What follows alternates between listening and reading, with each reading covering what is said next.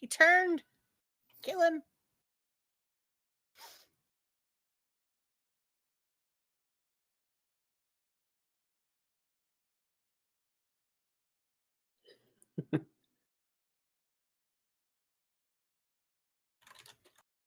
All right.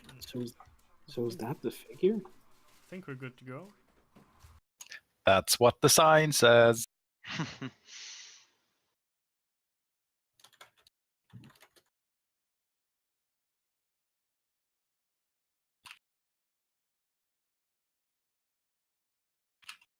Oh, that was somebody else's Steam. That wasn't my Steam.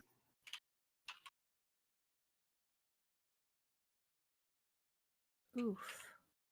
Obi, you are stinky today. Is that a cat or your boyfriend? It's my dog. Oh, dog. Okay.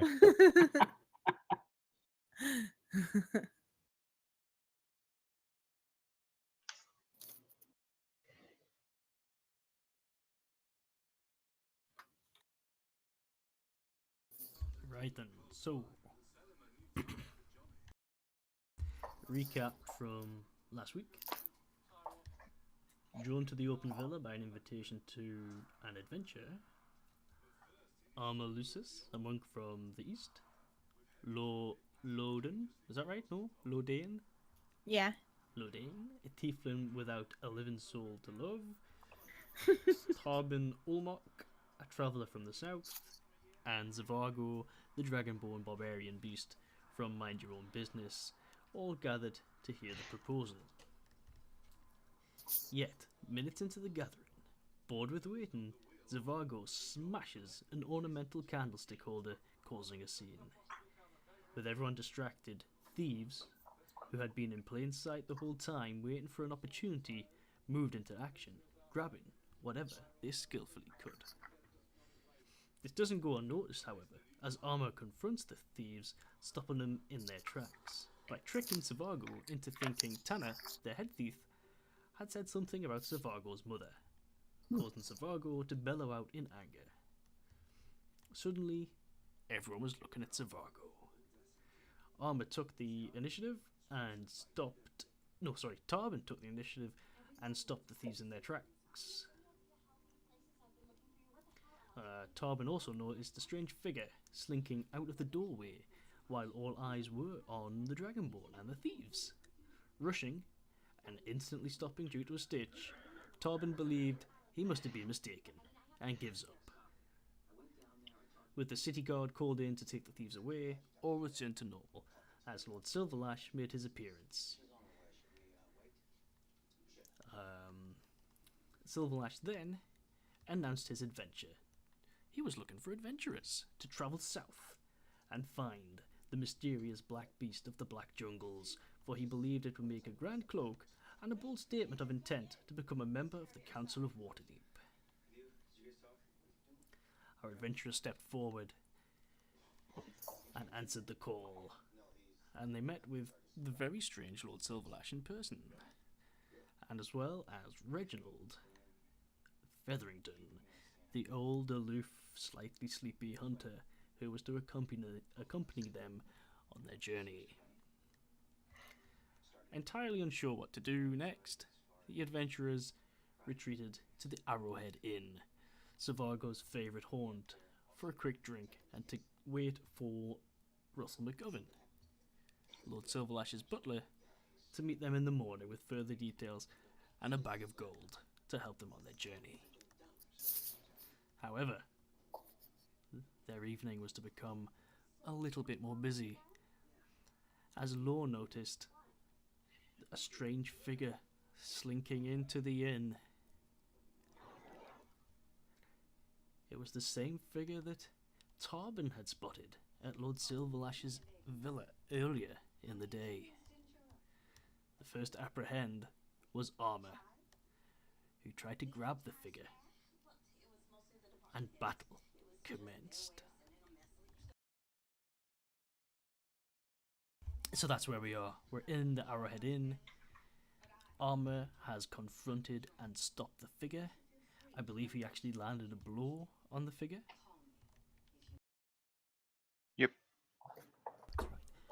and the figure has shown possible changeling or morphling tendencies. I believe his face didn't appear at first, and when it did, it sort of morphed out of a featureless head into what appeared to be fangs, almost snake-like. And when Arma landed a blow, where he thought the legs would be, it was sort of like a solid frame. And I think that brings us up to date. I have a memory of Zavargo standing in his way on the way out. Am I just dreaming? Laura was the one who stood in the way. Oh, okay. Fair enough then. I don't know why I placed Zavargo there in my head, but maybe because he's huge. I don't know. Yes, we And stood by the bar was- just showing thing. Yeah. Was I the think he figure the came one? up after I got grabbed in the arm or something. I thought the figure was the one who was invisible, that we saw a chair move, and it was another person in nondescript clothes who was trying to leave. Okay, just to clear that up, what happened there was the figure slipped out of his cloak, and the cloak remained where you last saw him, and the figure had turned invisible and was trying to escape. Is Alright. he naked? But you spotted the chair move, and then Focus. yeah, Oh, and okay, you I grabbed see, out I to get see. him, and you managed to you rolled good, and you managed to get him. I see. So So he's naked now, He's right? not. No, he's not naked. His cloak has remained where it was, so his cloak would have been down there on the stool. But he's just wearing plain beige clothes. He's got a belt around his waist with several small palm-sized pouches. And a pink thong. Okay, so Arma, you had attacked. You missed your first attack. The figure made strange, unnatural shoulder movements to avoid the blow. However, your second attack was a quick knee into what was supposed to be the groin area, but instead hit a solid, sort of like round mass, and I think that was for 4 damage. Mm-hmm. That's what my notes say. Next up is Zavargo.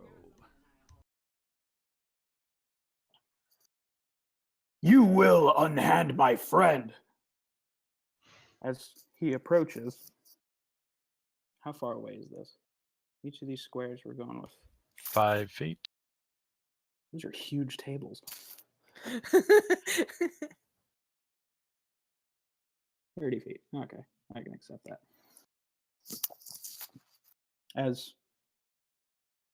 As he states that, he pulls out his great axe and holds it straight up at the figure.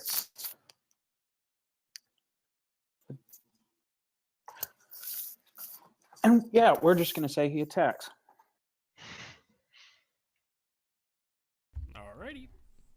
So roll to hit. If you want to, you've hit. If you want to role play your attack. Is this There's a bar- person next to me, is that Tarban? Yes. Okay. That doesn't it say so? No, not for me. It's just Yeah, we don't everyone see else the has a name. name. Oh. You can call me the figure. That's the why I other was figure. confused. You're I the was like, figure of "Who's that speech. I am the figure of speech. guy?" So Zavargo pulls out his great axe and swings it. Actually, he's going straight for the head. He's swinging it over his body, right at the figure's head. Right at the one shot. He's going for this. So your great axe comes swinging down, but just as before, the figure does like a strange movement at the last second. It's an unnatural movement. Like bones wouldn't be able to move in this kind of way, and his head jerks to the side just in time to avoid the axe coming down and hitting him in the head. And your axe buries itself into the figure's right shoulder.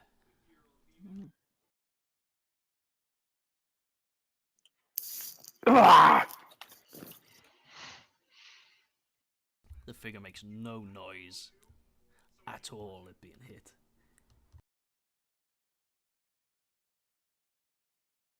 But he does turn and look at you. You can see that his face is looking more reptilian than it was before. He's got red eyes that are glowing and they're fixed right on you.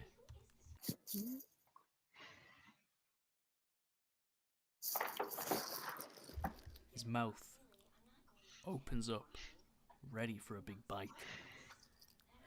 His jaws dislocating as his mouth extends, showing fangs.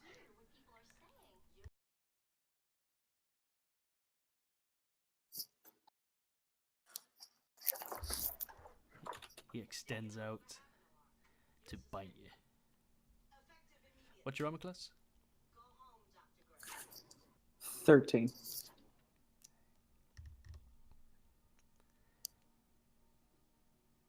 He clamps down over your right arm, the arm that was stretched out, to slam the axe down in his shoulder. And he bites you deep for 7 damage. Can you roll Constitution? Yes, Constitution check, please. I smell poison. Uh-oh. Oh, Nope, no poison. I was wrong. Wow.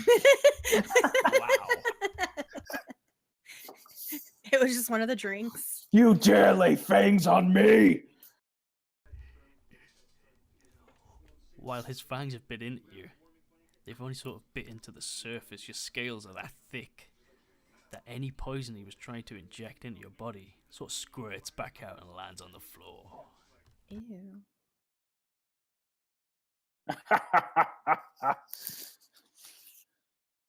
He lets out a deep, sort of guttural hiss. Law, you're up next. Okay, I'm not next to him anymore. Next to Or who, sorry? am I? I'm not next to him anymore. The figure. The figure. Where were you when the battle started? I was next to him because he grabbed my arm. Okay, yeah, well, move yourself to where you were. Sorry. I assume here. Okay. Okay, I will just stab that bitch. Alrighty, roll to hit. Okay, let's see. With my daggers. Ooh, almost a nat 20.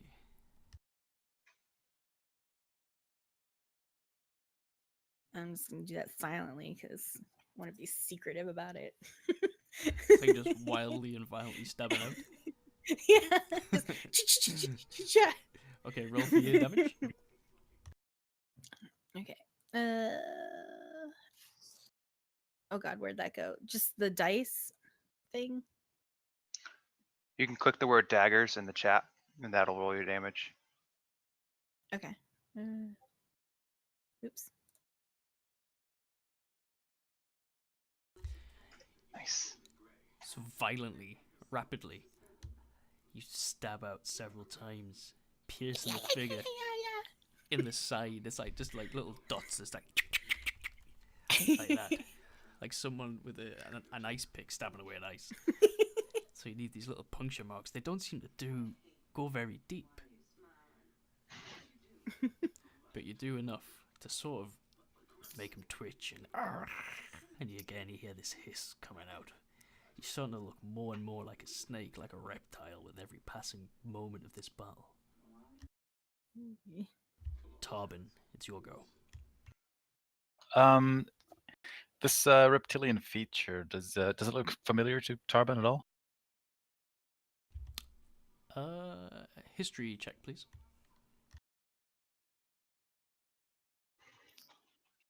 Yes. That's a 12. Mm-hmm.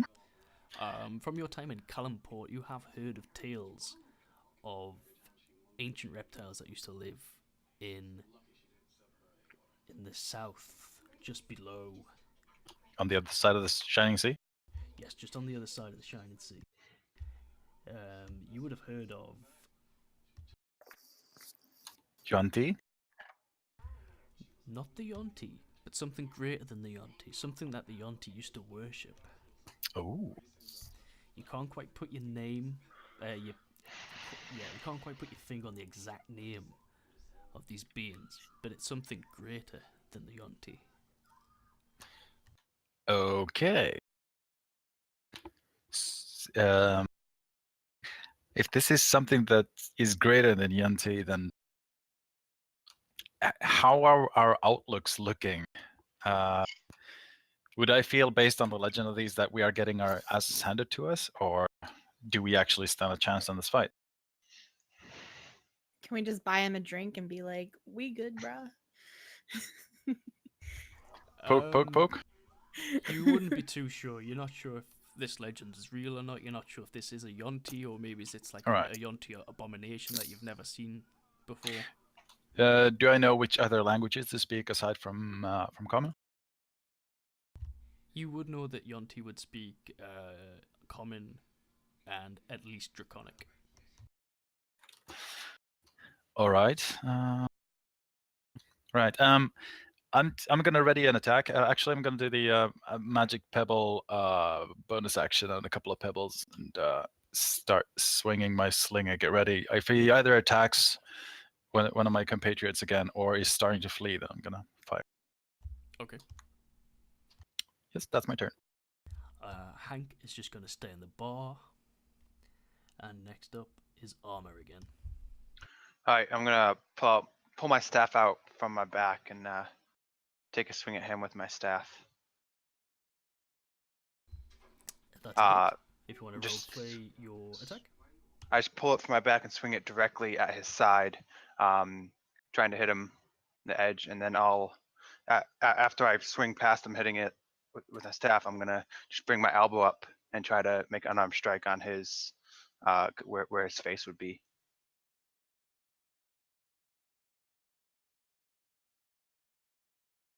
So your staff, the broadside of your staff, comes swinging around and cracks into what would be the back of the figure. It's a good hit. It's a broad hit, but you feel the vibrations coming down the staff. You've hit something pretty solid. So there's been no give at all. I mean, the staff hasn't broke, but if you imagine, it's like you've sort of hit a wall with your staff, and the vibrations would come down and sort of rattle your hands.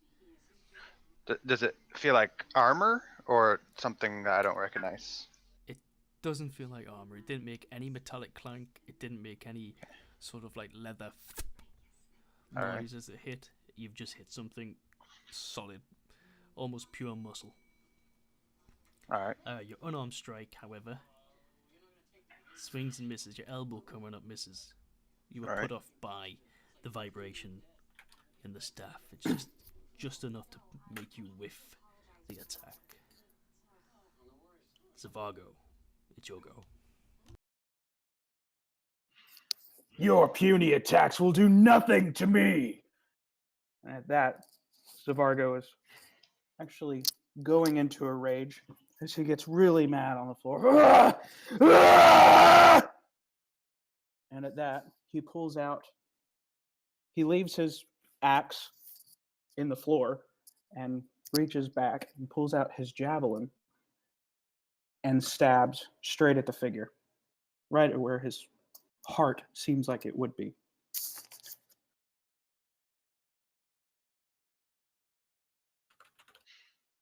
Joke's on Zavargo. He doesn't have a heart.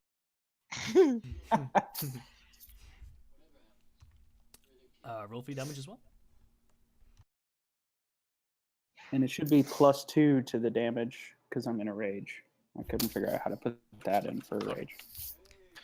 So you thrust out with this javelin directly where you think the heart is, and it's an accurate thrust.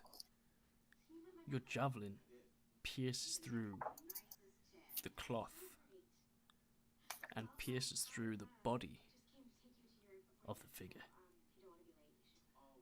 The figure's eyes are locked on you. And that red look seems to glow.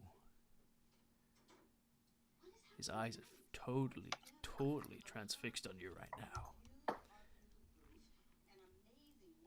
And you feel the javelin tighten and twist a little bit in your hands. Before it suddenly becomes loose. And the figure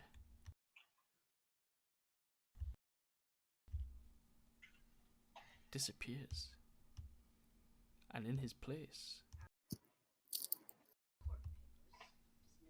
Did he Obi-Wan Kenobi us? Kinda like that. So like his beige... He's a Jedi! His beige clothing collapses to the floor. His belt with his pouches collapse to the floor. And instead, all you can see is a swarm of snakes. What the fuck? Why'd it have to be snakes? Why does it always have to be snakes? Sorry, I'm just trying to find a snake token. I thought I had one. Can I jump onto the table? What? Oh, the table. I was gonna say, what's wrong with you? Sure. Can I be like, ew? Ooh, a swarm of snakes. I'm gonna jump into it.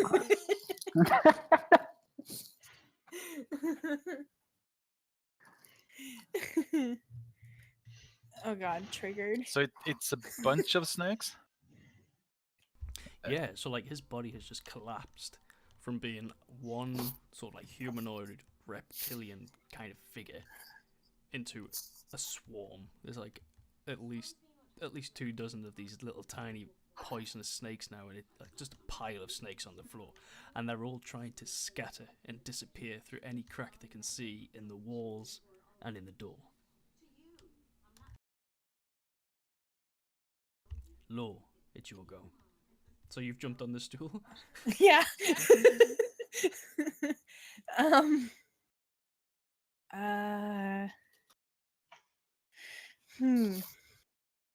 Okay, I'm going to scream first of all. Like, ah! And I am going to slash at one. Can I reach it from here with my rapier? No, I think it's 5 foot on your rapier. Okay. Have to get down from the stool. But I don't like them. Says Tarban from the back. Can I shoot them with my bow? Yeah, you can shoot them with your bow. Okay. Answer: no, you can't.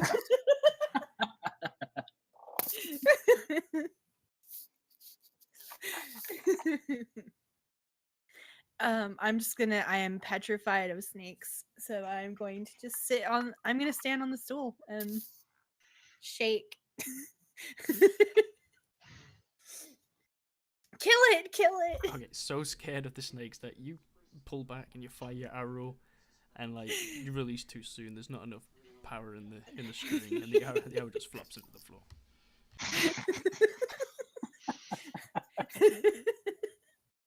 Tarban, Performance your go. anxiety. The snakes are trying to scatter. Yes, so even though there's only like one token on here, you've got to imagine that there's like dozens and dozens of these little tiny, they are small tiny snakes, and they're just scattering everywhere. But for the sake of ease, we're going to count them as just one thing. So like there's so many of them that if you hit one, it would count as like a hit on the group. All right. At this point, Tarban's gonna move in. That's 30 feet right there. They're trying to scatter, and they're trying to scatter in all different directions. I assume they're not looking to one particular exit. They're just looking. All of them are looking frantically for an exit, right? The majority of them are heading for the door. Some of them are heading for gaps in the wall. I know on roll 20 that there is like it shows that it's a stone structure, but that was the only thing I could find. Really, this inn is a really old wooden inn. and there are some of the wooden planks aren't straight. There are slants. There's cracks in between the panels that the snakes could get through as well. Fair enough.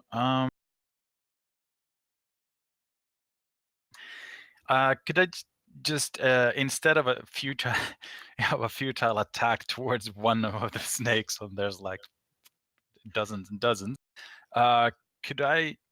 do I have any recollection? I mean, do the legends of these people say anything about this type of situation? No. All right. Can I try to identify if one of the snakes looks like it would be a more or less significant snake than the others? They all look pretty much identical. They've all got red glowing eyes. Well, crap in a handbasket. If you insist. Does anyone have a handbasket? I'll try to stomp one. All right. I think we should just burn the tavern Entire down. inn? Yeah, sure. Yeah. Everything's gotta go.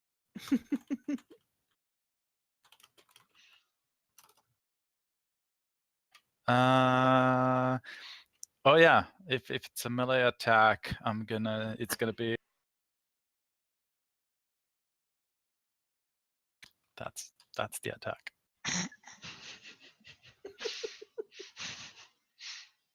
Okay, so you just try and stomp down Yeah.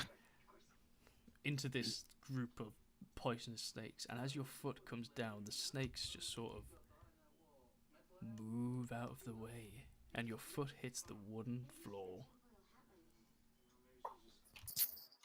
Curious. That's my turn. Next is Arma. All right, I'm just gonna pick my staff up with both hands and just try to slam it down under one of the stakes, kind of smash into the ground, Wow. and then I'll take my foot and try to stomp on another one, which I'm apparently not good at. Okay, so you slam down with your staff, and it cracks into the ground, and you've managed to pin a handful of the snakes underneath. Some of them look dead, some of them look injured, and they're moving a lot slowly. As you stamp down, again similar to Tarban, the snake swarm moves out of the way of the foot, and you stamp down onto the ground. Zavargo, it's your go.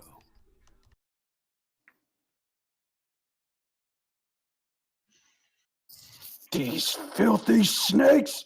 Ah! And he charges up a fire breath, which that cone, is this cone gonna affect Arma? Or just disintegrate the floor.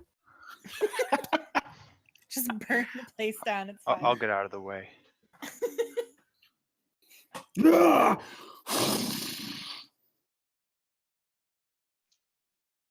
Ah! I thought that I could draw a cone shape, but I can't.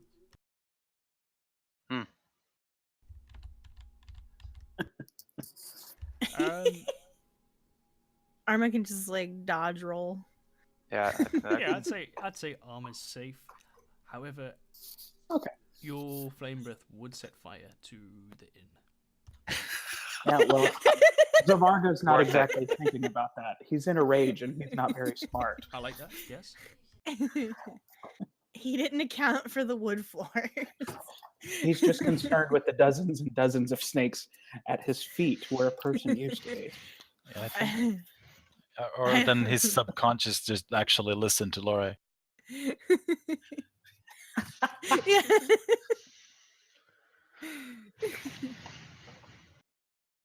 All right. So remind me about fire breath. I need to roll a DC. Yeah. Yes. Dexterity save, yeah. The barkeep is just like Wow. staring. His eyes are widening as he sees the fire.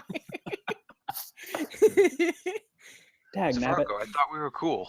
Wow. Okay. So this cone of fire Hank is regretting erupts. those free beers right about now. Oh no, what's going on I mean, over there? It's not supposed to give him literal fire breath. Zavargo, what you doing? No, my bar! So this fire erupts from your mouth. You're in so much of a rage that you forget to aim it down, and it just blasts. Blasts out of your mouth. Like this fiery liquid splatters onto the wall, the back wall in front of you there, and it starts to climb up, and it set the wall on fire, and drops of flame are falling down onto the floor, setting the floor on fire, and the snakes are scattering and avoiding the flames. Stupid snakes. Chris, the most important question of them all now. Is the window still intact?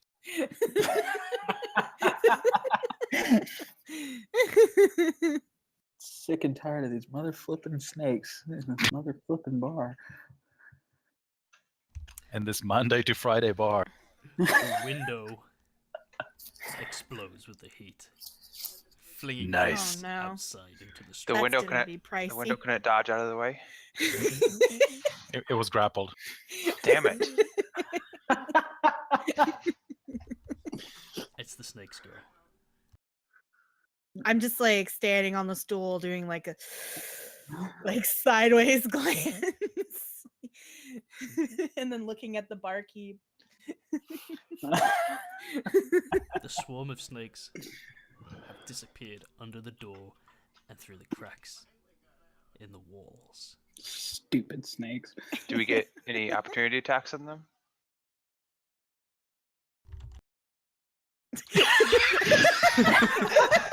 It's okay, they're back. So yes, they're moving to Oh. escape. You can He do some forgot his opportunity wallet. Nice to see you again. Forget to pay. And the snakes have disappeared.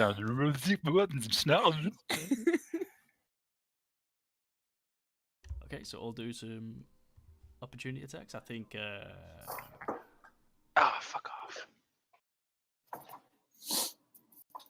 so you crash your staff to the ground as they move past you, but they're moving with such speed, and you're really distracted by the growing fire on the wall that you miss them. Tarban does not take his opportunity attack.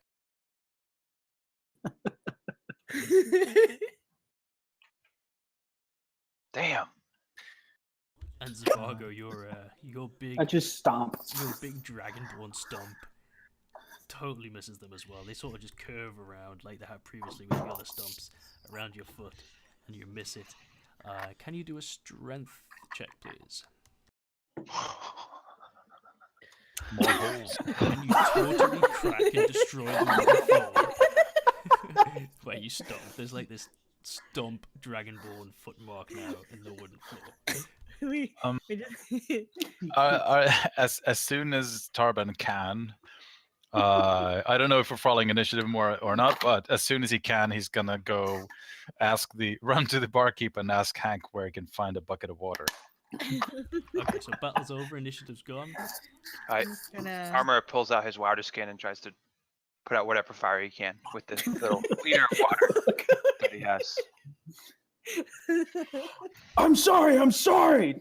And Zavargo goes and tries to grab his beers and throws them at whatever fire is close by. Weren't No, you no, the no, strong that's not helping. Okay, the fire. Hang on. Chris is gonna look up at what alcohol percentage just gets worse. Okay, so God, no. the fire grows rapidly. Apparently, Neverwinter No No and Baldur's Gate Uh-oh. 8 is very, gonna- very flammable. So the fire's now growing along the back. Dag nabbit! You know what? Arma- I'll see you guys Arma later. runs outside to see if there's any buckets of water or rain barrels that he might be able to drag in. Hank is Or at least- frantically looking underneath the counter for big buckets. He's like, "Oh no, not my bar!" Just as a as a quick question in between, the bar and its surroundings. I assume that the majority of the houses in this area are made of wood, but are they close by? Yes. All right.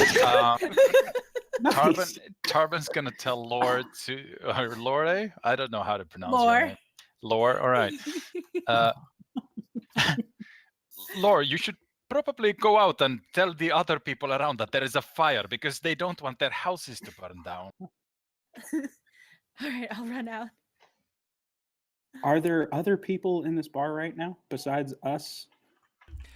No, it's strangely empty, and the reason for that will become clear soon. But Zavargo, you would know that with it today being the 14th of Tosca, that's the first day that Waterdeep opens up its harbour for official trade again after the winter months. So what happens there is there's usually a 3-day celebration, and most of the people are going down to the docks, going down to the harbour to wait for the harbour doors to open, which is sort of like the beginning of the 3-day celebration. Gotcha. So I'm Then, if standing- that's the case, then Zavargo is going to run up and he's going to grab Hank and just carry him outside. Get over here! What's happening? Oh my goodness! Come on! Strength check. Say that again. Strength check, please. Yeah, Hank is surprisingly dense. you easily pick him up. I'm just standing outside in front of the Run up. flame and screaming fire, and I'm sure it makes me look even more devilish. Do I see any barrels of water or anything? Any rain barrels that could be used to put it out? Perception check, please. Could Oh, come Tarban have a look at some if he can find some either really big pints or Hank was looking for something to throw water in with. Yeah, Hank's got some pint glasses out, gallon glasses out, some big bowls that he'd have if anyone was bringing in their pets. He'd fill them up with water. And outside the Arrowhead Inn is actually like a big trough full of water for any horses that might get tied up. Oh, good. Can Zavargo pick that up? Yes, quite easily. Oh, perfect. He's going to take that and throw it at the nearest deluge of fire. I go ahead and put my hands on it, trying to help when I'm really not doing anything. I'm just still screaming, fire! There's a fire! You're going to look responsible. Okay. Roll a strength check, please. No. Zavargo? Well, if I'm helping, Yeah, sure. Great help. like I said, I'm not really doing anything. So you throw this trough of water, but you don't throw it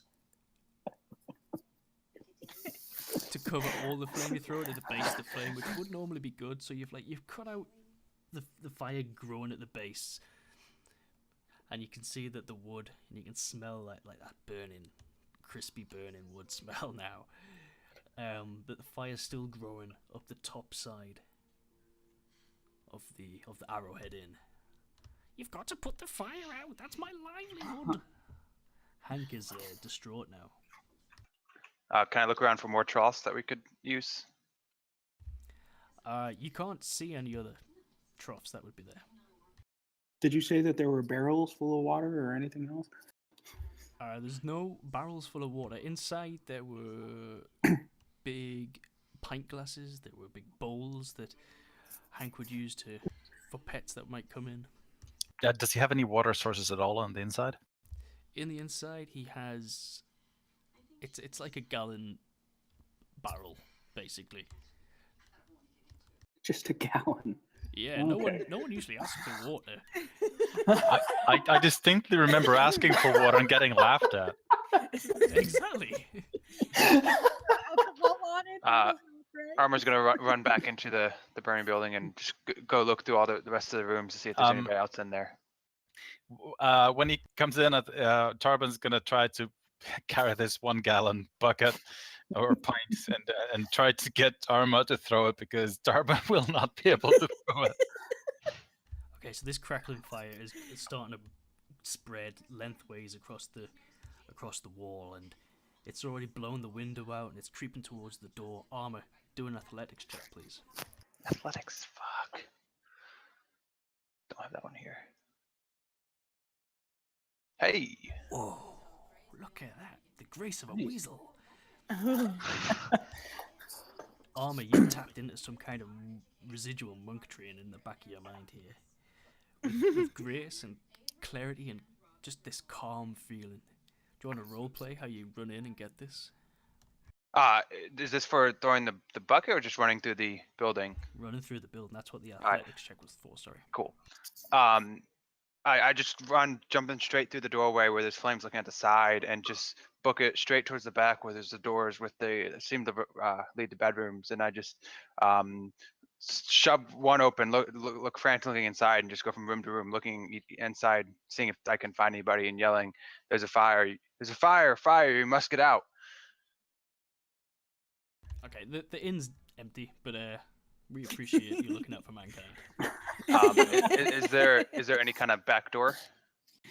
No, bit of a fire regulation hazard code there, but there's only one door in and out, so you're gonna have to try and get back out of this door.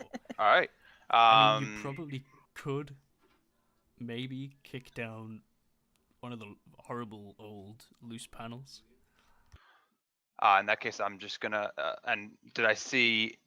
Can I make a perception check to see if I saw any other buckets of water or anything else that contained water throughout the rest of the rooms? Sure. That's a negative, Haas. Negative. Yep. Meanwhile, You don't. Zavargo is outside. There's a fire! And he's running around trying to get somebody's attention who has water. Are there a lot of people in the street at this point just watching? Okay, where the Arrowhead Inn is, it's quite far away from like Dock Street, Mm-hmm. where a lot of people have gathered, because that's where the show's going to be. Most people have got on the Dock Street because they want to see out over the harbour, over to where the gates are going to be opening. Because there is a little, that's where the celebration's going to happen. So we're just yelling at nobody. So you're kind of like in this, not a cul-de-sac type of thing, but you are off the main street. If you were to shout loud enough, you might be able to grab someone's attention. Fire! And at the same time, he's going to go ahead and check. Can he check one of the buildings across the street for any water? Yes. Perfect. And he's going to break and enter.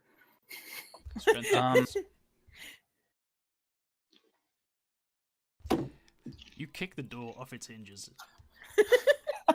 Unless you didn't break it. I hope that's the one person that's home and they're like eating dinner. I hope the whole family's there. Even there. Is anybody here? We need water! They're having some afternoon hanky-panky. Okay, so the building you've just broken into is it's not actually a home, it's another business. And it's this like old flower shop. Cool. So they have water canisters. They've got water. They're magic flowers. They don't.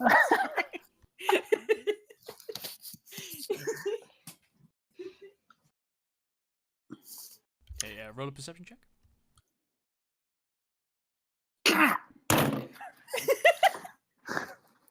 Why? Yeah.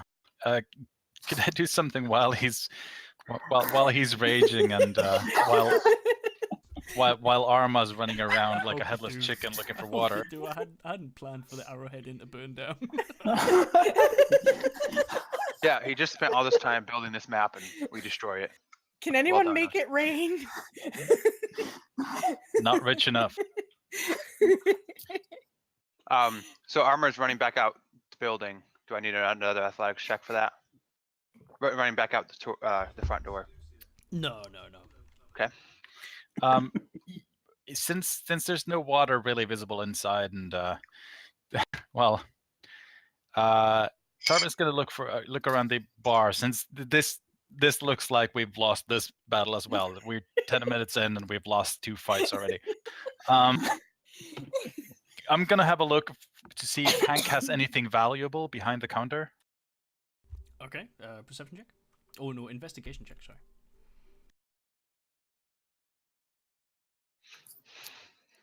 Holy crap! You can't see any valuables. You can see like some mugs that look a little bit nicer than others, and some tankards that have like engravings on them, but you're not sure if they're valuable or not, or just just nice tankards. All right, I'm gonna grab a tankard. Okay. An empty tankard.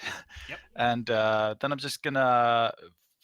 The window next to where the fire started exploded out, so that should be an opening. I'm gonna just jump out, not head first, but jump out that window. All right then. Acrobatics check.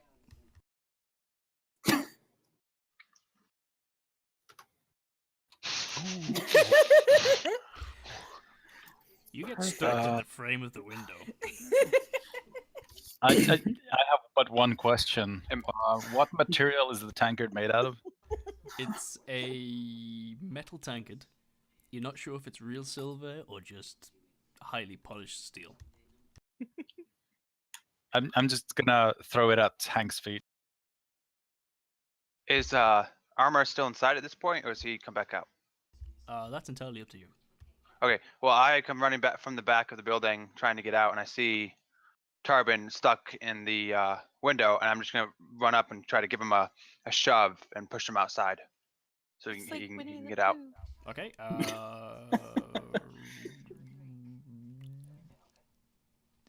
Strength check. Doing all these things that require strength, and that's not our forte. That's enough to get him out. He's not absolutely wedged in. He's just, he mistimed his jump and he's sort of just got stuck on the frame of the window, and your push is enough to topple him out, and he lands a little bit ungracefully. And then I'm gonna try to jump through after him. Acrobatics. Okay, would you like to roleplay a successful leap through a window?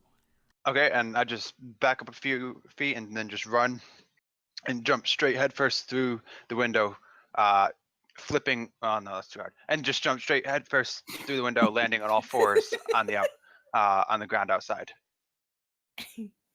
Hank just looks at you two. He's like, "This is no time for a bloody show."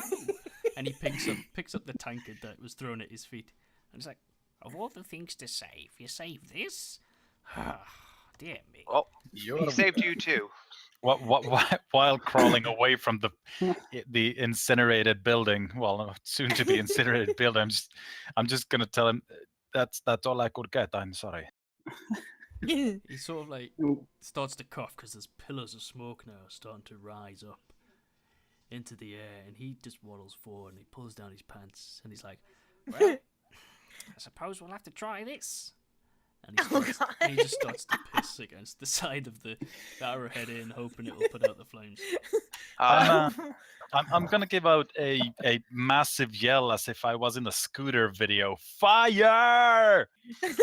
And then Armor's gonna run around to the side where wherever the edge of the flame is, where it's trying to spread, and just start smacking it with his staff to attempt to knock it down, so it will not spread.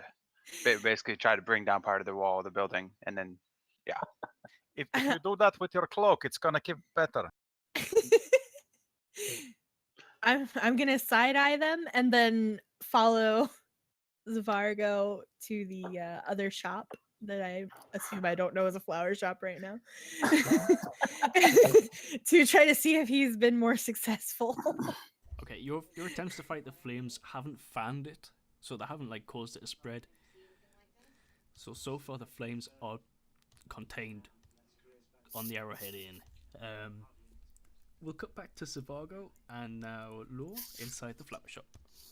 Okay, and can I look around to see if there's anything useful in there?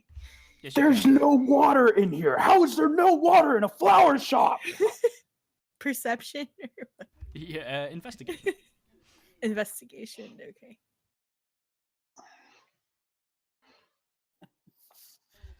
You find several containers that are labeled water.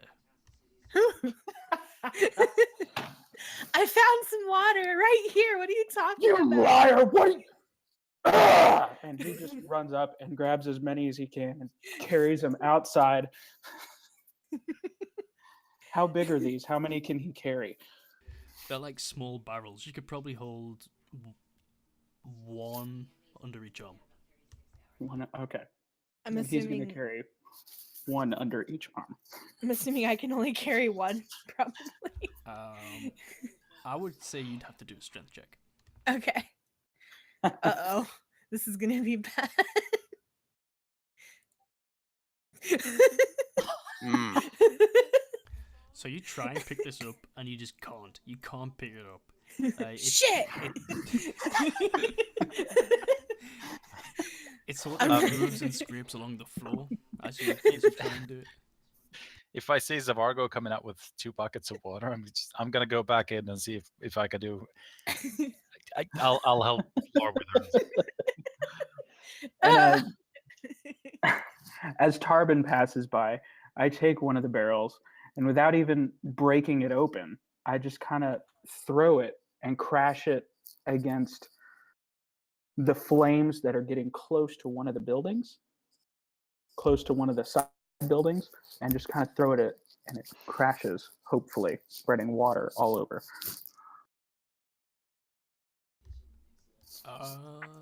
Strength check. Oh god, it was alcohol. So with like this great Dragonborn strength you have, with one hand, like a baseball pitcher, you reel back and you launch this barrel into the side of the inn, straight at where the flame is, straight where the weakened wood of the inn is, and this barrel crashes right through the wood, knocking all of the burnt debris down on the floor, knocking even some of the burning wood down on the floor. It hasn't extinguished the flames, but it sort of caused the fire to break loose from the building, and now there's a burning pile of fire on the floor rather than on the building. Inside of the inn Oh, good. is a massive puddle. So the wall isn't on fire anymore, but the floor is. The floor outside is now on fire. So like the barrel didn't smash on the wood because it was thrown with so much strength. It just smashed right through the wood itself and crashed on the floor inside the inn. But so the wall is still on fire at some point. I mean, The somewhere. majority of the burning wall has actually fallen on the floor, but there is a small fire still burning on the inn, sort of further up where the cusp of the roof is.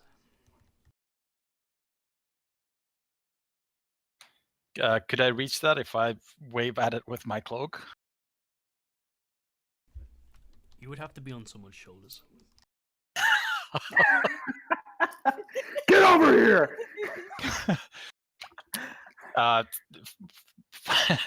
Having barely helped Lore at all with her very heavy bucket, I'm just gonna drop that and run up on Zavargo's shoulders, I guess.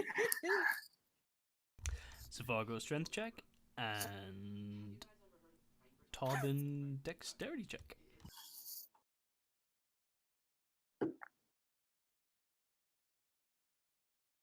I have not had a single roll over 10 yet. Okay, so Zavargo picks Tarban up with ease, Tarban, you're not used to being picked up by a Dragonborn. You're not used to having to keep your own balance while waving your cloak around. And you are flapping, but it's not doing much to the flame. At this time, the city guard have arrived. They've seen the smoke billowing up. And If I see them, I'm gonna shout fire. it's actually it's a familiar face to one of you.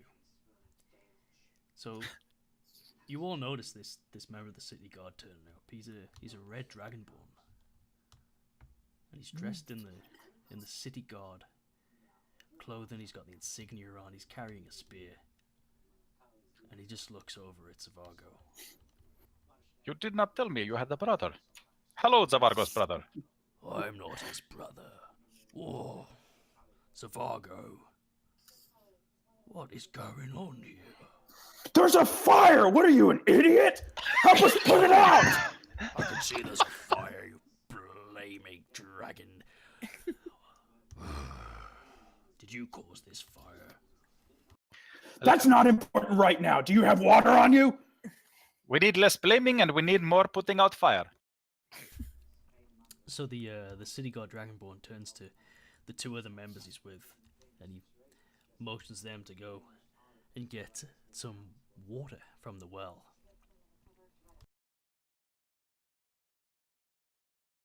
I'm gonna get down from Zavargo's shoulders at this point, since I'm not doing anything there anyway.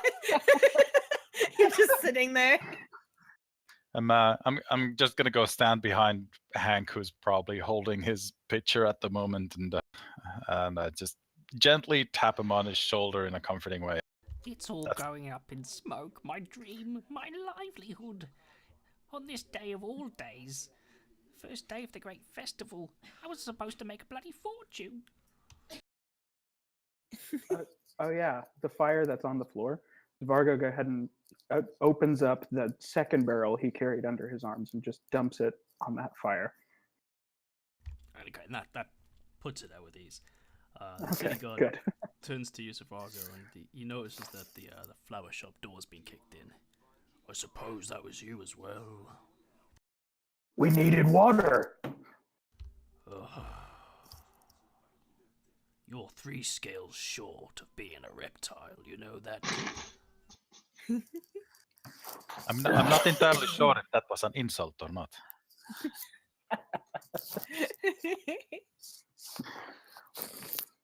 Yeah, well, someone's got to do your job for you.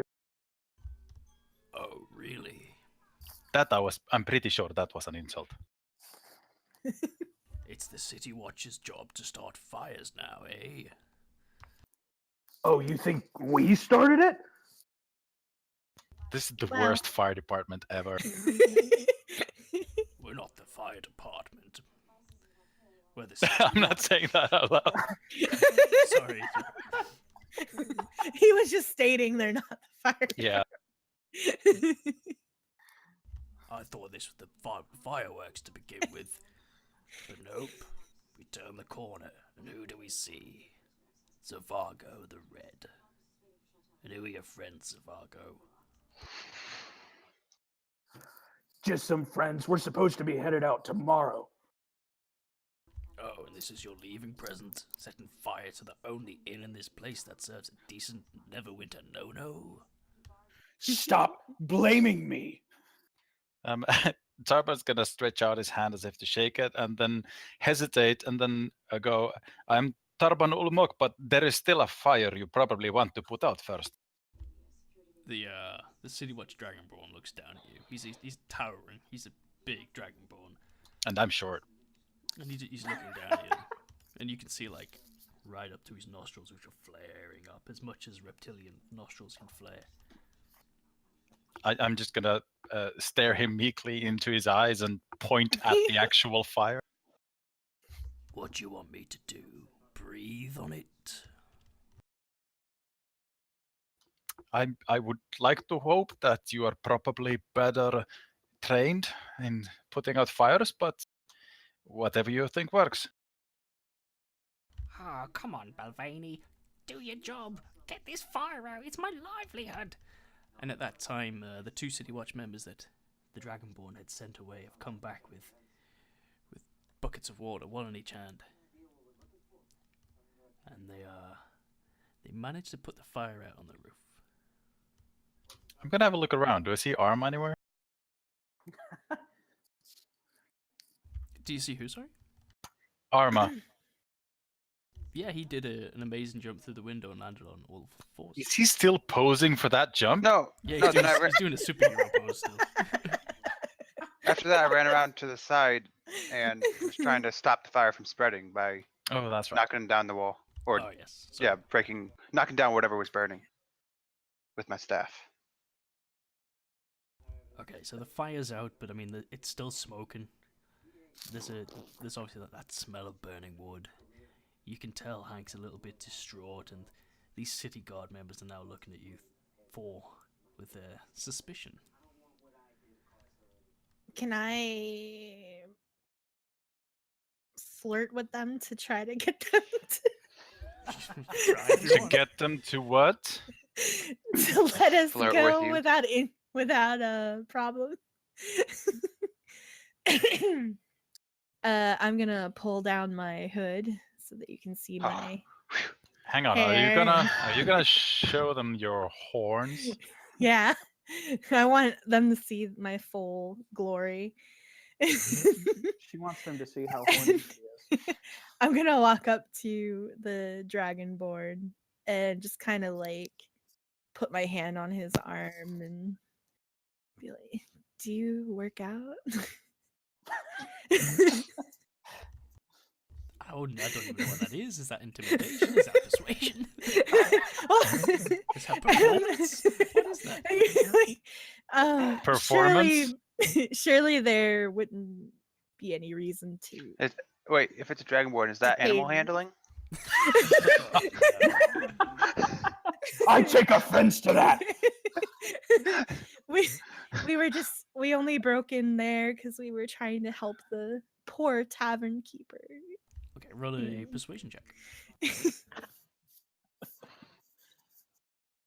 Oh God. Look at that. You didn't even need disadvantage. I walk up to the guards and I just say, we'll gladly pay to have that door fixed, and just let me know. Then I'm just glad that the fire got put out, and I appreciate your help coming so quickly. This Yes, what he said. is beyond a joke. He slaps your hand away. Look, Balvenie, how much for the damages? Hank, how much would it cost for you to fix your inn? Oh, I don't know, and I don't want to put my friend out of money here. He was trying to help. We were attacked by some weird lizard thing. I see. And it's probably best we just repair that door. You know we don't have a good reputation around here, us Dragonborn. And especially this Tiefling as well. I'm gonna growl at him. Okay, then how much for the door? I know a wood craftsman who can fix that door, and he'll do it quietly as well. I'll just tell him some youth's got out of hand. Shouldn't cost more than 2 gold. And I give him the 2 gold. Okay. He probably needs to also replace the bucket that was thrown to the wall. Don't worry about that. Whose side are you on, Tarban? In this particular case, I am on the side of the flower shop keeper. Whose side are you on, Zavargo? The side that keeps us out of trouble. Well, okay. Zavargo, And I I am just walk away. I am curious, Zavargo. How many times a day can you do this fire thing? It was quite impressive. Yes, it was very cool. Just maybe not the time for it. So, but Zavargo, is this something you can do at will? Not often. Not often. Good. Maybe perhaps we don't burn down this following in then. Maybe we shouldn't do it in a wood building next time. Balvenie, Look, there were snakes on the floor. What do you want me to do? Not set the building on fire, preferably. That would be nice. It did seem to hurt the snakes a little bit, but I feel like there could have been maybe a better way to deal with them. And I know it was the heat of the battle. All right. I difficult. know I shouldn't have breathed fire. I'm sorry. Yes. Hank, what can I give you to get you back on your feet? Well, I'm gonna have to replace the whole side of that inn now, aren't I? So, look, this is probably gonna cost at least 20 gold. Fine. Zavargo counts out 20 gold from his coin purse and throws it at Hank. Oh my God, you people in are front rich. of Hank. Not.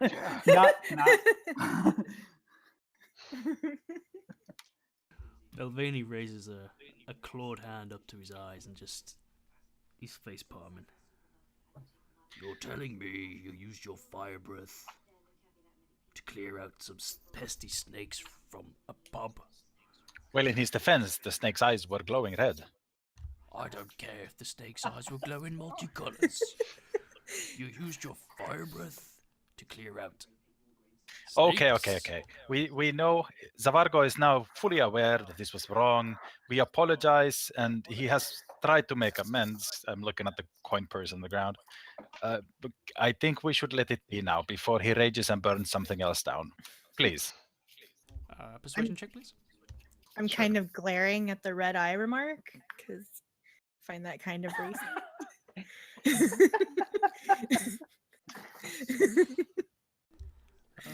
Balvenie turns to the other two City Watch members. He's not sure here. He feels like there's something more going on. I'm gonna have to follow this up. I'm gonna have to have a look in the inn. While investigating this, please also keep an eye out for any kind of snake people. Snake people? What's going on here? We don't know. Wait, what? You're telling me to look out for something Look. you don't even know about? Look, Yeah. Balvenie, we were sitting down for our evening drinks, and we got attacked. All right, some kind of weird snake thing. Tried to attack it, wasn't able to hit its head. It does weird crap. Okay. It wasn't a snake thing at first. It looked like well, at first we couldn't even see it, and then once it appeared, it was a kind of a humanoid figure. But once we touched it, it felt strange. Definitely not human. Not something normal. And then it eventually changed shape again into these writhing snakes that just disappeared through the cracks and ran away. DM, do I know anything about these people? Are they considered shapeshifters or morphlings or anything of the like? You do know that the Yonti can shape change. So you do know that they can change from a humanoid shape into like a reptilian monstrosity. But that's Yunti, but this was something greater than Yunti. Yes. Can I, at this point, after all of this, try to make another effort to remember just the name of those types of people? Yeah, go on, roll a history check. Finally, a roll above 10.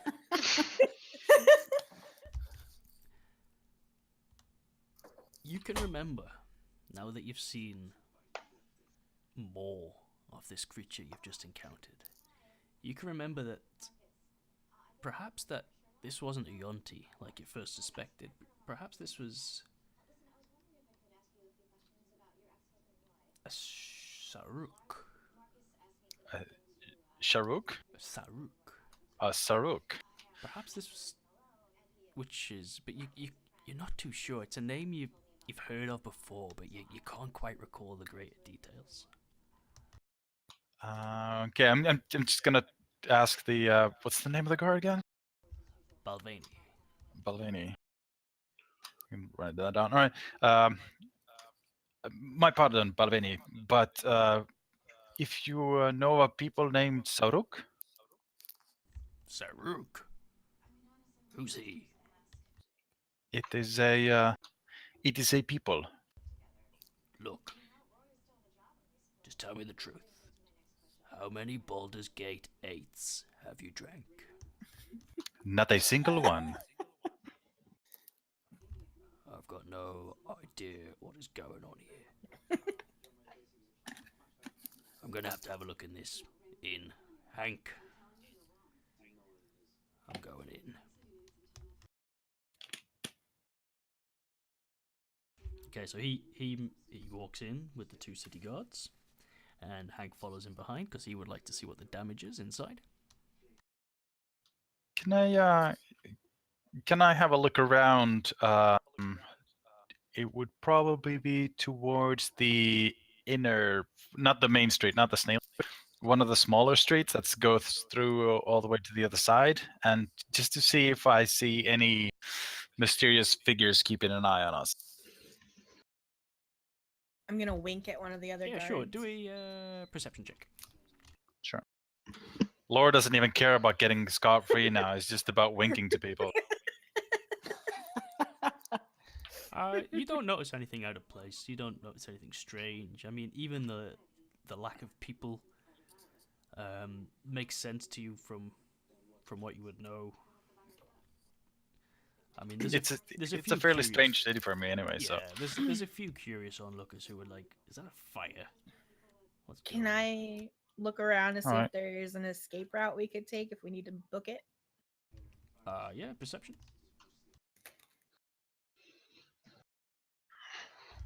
Okay, so there are 2 exits, like main exits here.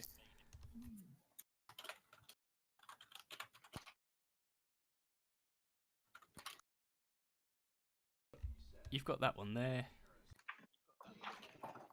and that one up there, and then there's a further one up here as well. But you've also noticed that at the back of the flower shop, there's a way out too. So if you had to sneak through the flower shop to get around anyone, you could. Okay.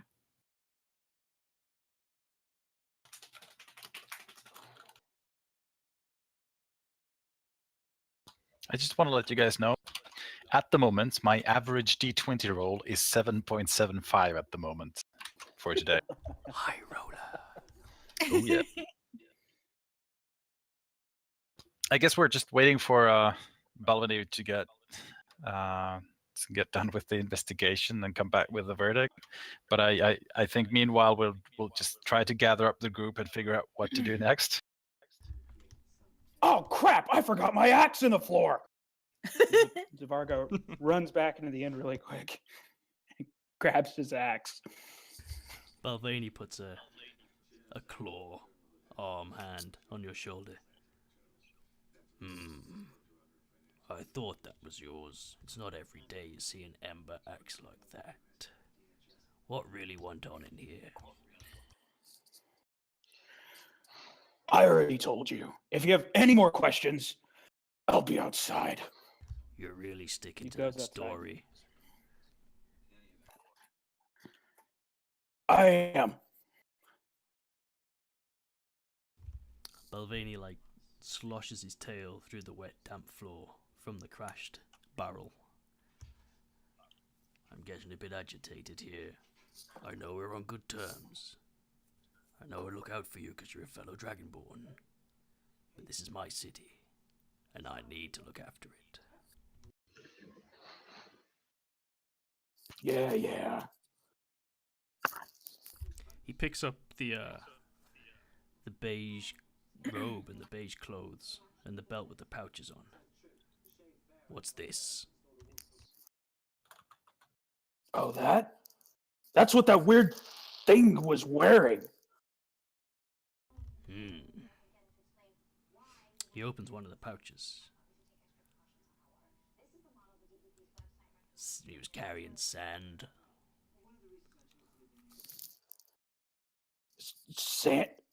Sand? Oh, I'm gonna have to take this with me.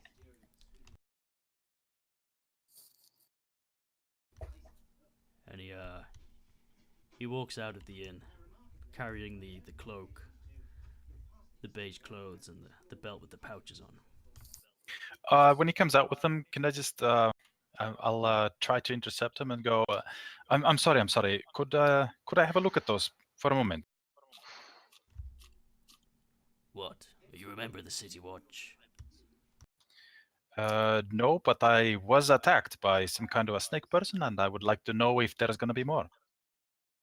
You think there's more hidden in these pouches? No, but I believe these pouches might give us a clue as to what they are and where they are from, and maybe even what they will do next. Oh, great. So you think you can do a better job than a member of the City Watch? Absolutely no, under no circumstances. But I also don't believe that I am a priority of the city guard watch because I am not a citizen in this city. So you would likely not tell me what you will conclude from the investigation. I will not steal anything, I promise. So you want to do a little bit of vigilante work, eh? No, just preparations for if we are attacked again. Persuasion? I'm just like eyeing the broken door of the flower shop. Persuasion, sorry.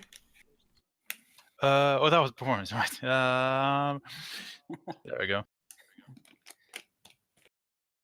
Oh. Killer rules.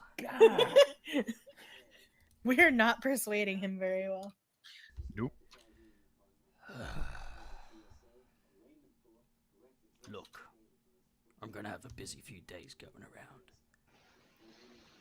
With the festival coming up, the City Watch needs to be on guard. Thieves like to take advantage of people's festivities. And the last thing I want is to have to look into some freaking drunken incident at an inn where someone's got naked, thrown their clothes on the floor, and no doubt just released some snakes. I can smell the alcohol. I tell you what, if you find out what's going on here and you come back to me and tell the truth, I'll forget this happened. I know Zavargo's good for it, as weird as he is. All right, I'll reply with very well. We can certainly perform this task for you, and I'll put up my hands as if to already accept the evidence he's carrying. He just dumps them in your hand. Nice. Thank you very much. We appreciate your confidence in us. It's not confidence. I just have more important things to do than chase an incident at an inn. Like file some paperwork as to why it was on fire. Nevertheless, we are thankful, and I give him a slight bow. Yeah. I give him like an awkward smile because I know my flirting failed.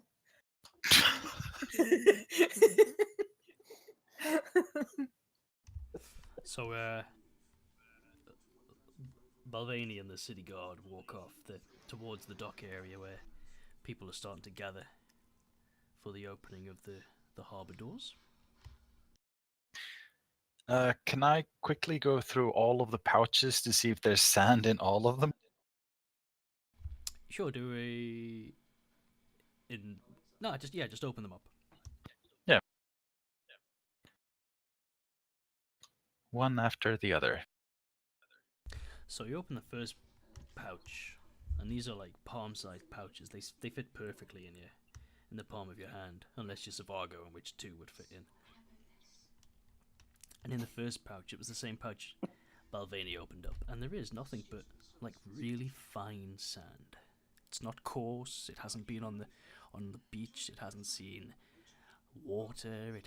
It's not sand that's been off, like new sand. This is really fine sand that's been around for a long, long time. How are these closed, by the way? Do they look like you open them up with an action, or are they actually knit, as in they look not to be opened lightly? Okay, these pouches are like leather pouches, and they've got a leather drawstring around the top. So you'd have to untie it and and open it up, and the opening would open like a flower. All right, can see inside. but I mean, the knots on them are not. It doesn't seem like they were supposed to be used while they're closed, or do they seem like you use them by opening them and using the powder inside? They're just general pouches. Like they were tied up with a slip knot, so you would just pull the string and the knot would open. All right. Can I take some of the fine sand and throw it on the ground? Sure. So you. Does anything happen? Yes. The sand's on the ground. You see the sand flutter onto the ground, and it moves across the ground. Roll a perception check, please.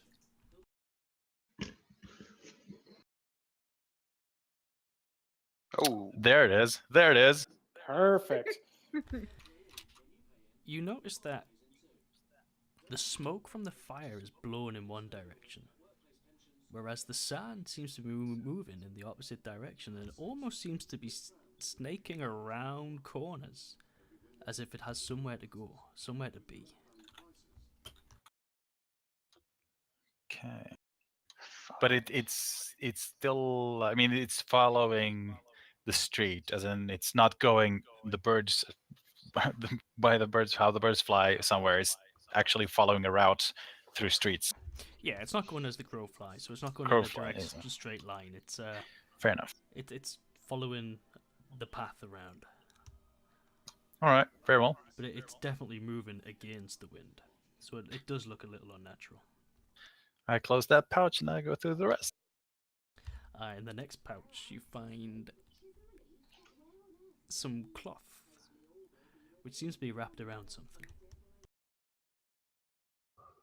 Carefully unwrap it. Okay, so this white cloth, it's it's dirty white. It's been used a lot. You unwrap that, and inside is a fang, a 4-inch fang. 4-inch fang. It probably looks like it's either a receptacle for poison or to be used as a weapon. Am I right? Can you do a?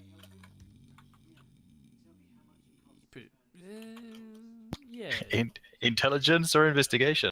Yeah, do a investigation.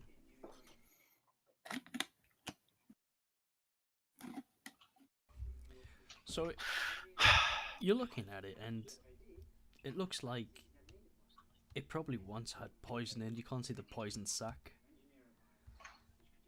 So this is something that you probably would be familiar with from your time spent in Calimport anyway. Because these are things that would often be traded around there. People would make necklaces with them and things. It doesn't look like it's sharp enough or big enough to be a weapon, but I mean, you probably could use it as a weapon. But it just looks like a unremarkable fang. Right. In the next pouch, this one sort of has a familiar feel to it, and it sort of rattles in your hand. And as you open it, you just see 5 gold pieces.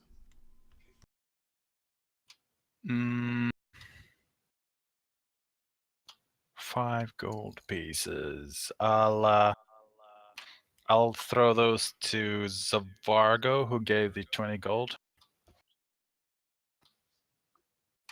Zavargo, here you go. It's not much, but it's what he had on him. My eyes just like shine at the sight of gold. I don't need it. Here you go, Hank. Tosses the 5 gold at Hank as well. I just follow the gold through the air with my eyes. So Hank, who is standing in the doorway that is slightly burning, well, slightly burnt, sorry, goes, "Oh, cheers, thanks a lot," and he just eyes the remains of his smouldering wall. "That'll fix the wall." No wonder that wall went down so quickly. It's a cheap wall. Hey. I'm not saying that aloud, by the way. All right, okay. In the next pouch, Yep. is a veil with a liquid inside of it.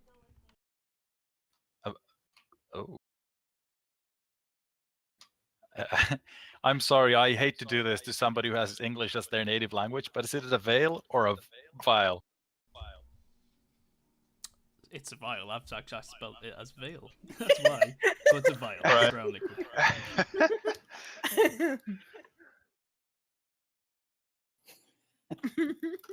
Schooled.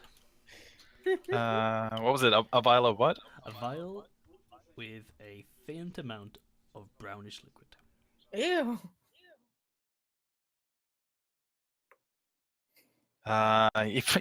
Can I smell / taste just a tiny bit of it to try to discern what it is? Yeah, okay, so you pop the cork out and perception check.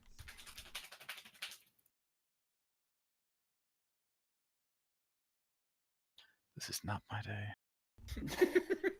You're not entirely Does he sure. say that as he starts So- tasting?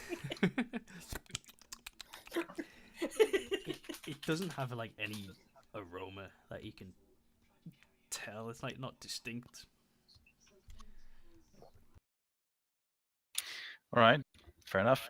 Next pouch then. I guess. And in the final pouch is another coin.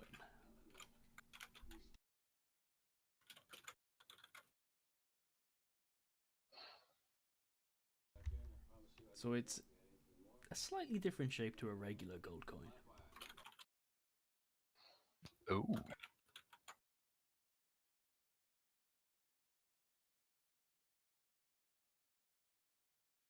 Are there any markings on it or some kind of a logo or anything? Investigation check, please.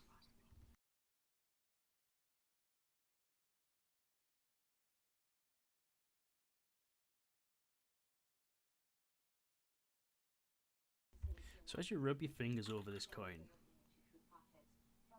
you can feel that there are some markings on it, and your thumb's going in like a circular motion around these markings, and you can feel like faint ridges, and you're not quite sure what it is, and you're rolling it over in your hand, and you're holding it up trying to get like a better angle in the sun, and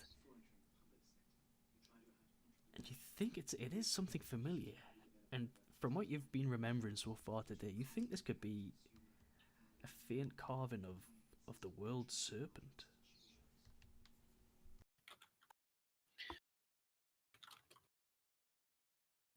All right.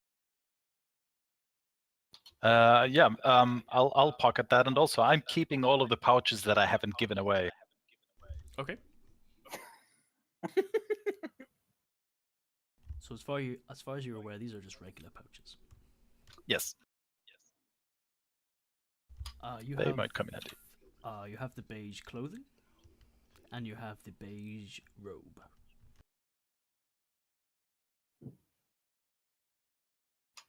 All right. Can I discern something about from the in regards to the beige clothing? You know they are beige. All right, but there's nothing else to be discerned. Like, for example, would they be made in another city, like or in another part of the continent?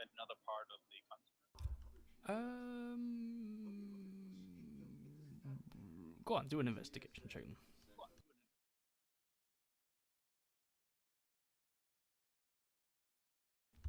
They just look like regular, nondescript clothing. They could have been from anywhere. All right. I'm gonna ask the rest of the group as well. I mean, I assume I don't really have anything aside from the pouch and the pouches and the clothes. You have the robe still, like the cloak he was wearing. Yeah. But that, I mean, the clothes and the pouches. That's basically it. Then. Yes, that's it. He left nothing else behind. All right. I'm gonna ask the rest of the group to have a look at the clothes as well. Okay. And there was a robe and a cloak? Sorry, no. The robe is the cloak. All right, it's a robe. All right. I want to look at the cloak or the robe closely and see if I can figure anything out. That's still investigation. Fuck off. To you, it's just like a regular cloak.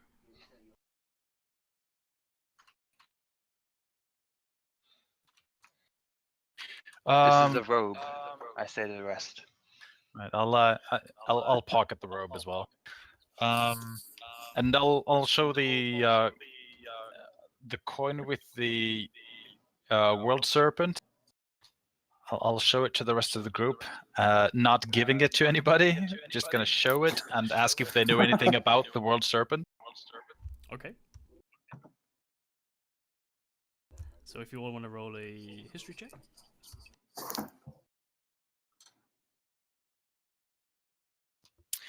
Why aren't my rolls that good?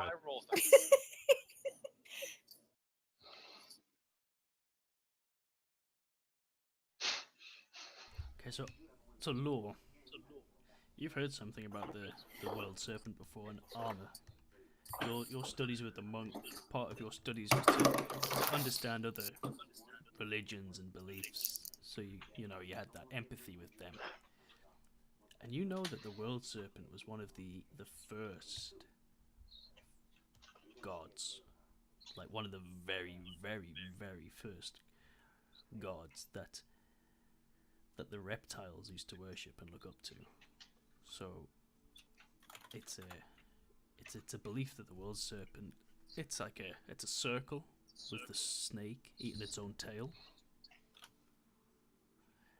to show it's like a constant life cycle. And you know that each section of the world serpent belongs to a different serpent race. And does this coin have the entire circle on it? Yeah, it's very faint. It's very old. But you can make out the complete circular carving on the coin of the world serpent. You can see its head eating its tail. Some sections are a bit faded away compared to others.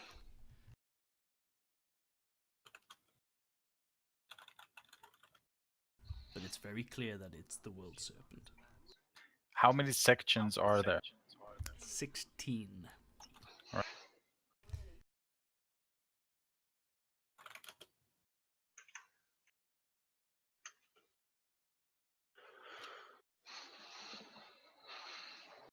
All right then, group. Where are we heading next? I assume Hank cannot give us a room anymore. No. It's pretty late in the evening, right? So we should, Zavargo, do you know anywhere else we could stay tonight? And follow up on these leads tomorrow? Perhaps a stone house? That would be a good idea. Is that some kind of crack, Tarban? Maybe, but do you actually know of any other places? I haven't made many friends here in town, as you could probably imagine. I give him an understanding smile. Mm-hmm. But I do know. No. We don't want to work with him. We don't want to work with him. Who? He's the guy that works on my great axe.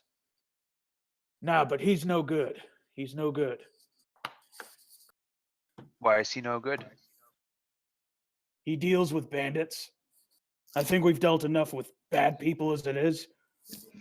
But Hank is okay. I like Hank.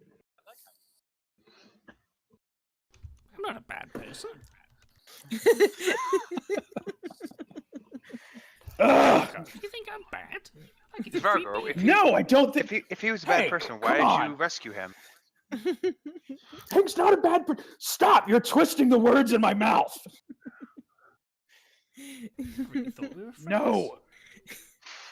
Is this why you tried to burn his tavern down? What? Really? Is that why you did No. that? No. Uh-huh. Thurn is just not a good guy. Can you just trust me on that? Oh, yeah, fairness. I don't know anywhere else we can stay. I have friends, but I don't think any of them will let me stay with them. We're not that close. I'm I'm gonna raise my hand in a very peace-seeking gesture towards Zavargo and say, "Well, if his name is Furnace, he probably lives in a very fireproof house." It's not furnace. It's Thurn. Well, we can attempt. We can go back to my temple and see if they will house us. Try to find another inn, maybe down towards the dock where there's lots of people. We might be able to find an inn. Hank, do you mind if us non-fire starters stay? Look, I'd let you stay, but half of the place is burnt down.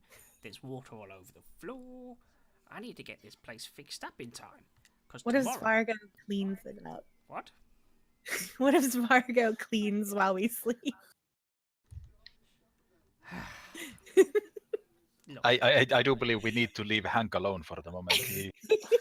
He looks like he would want to get rid of us for at least for a few days. I need to get this place up and running for the Ocean Bounty Festival tomorrow. Zavargo, you know how important that is. You were there last year. That's how we met. Of course I was. The street festivals are going to be coming through, travelers are going to be returning, and I want to make sure that I get the traveler with the best stories to stay in my inn so the customers come to hear his stories and I get to peddle my beer on them.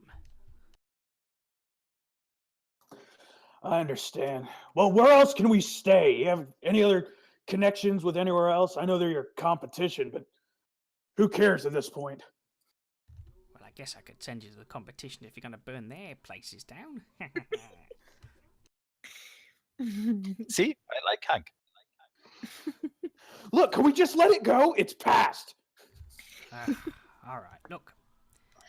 Don't tell him I sent you, because he'll say no.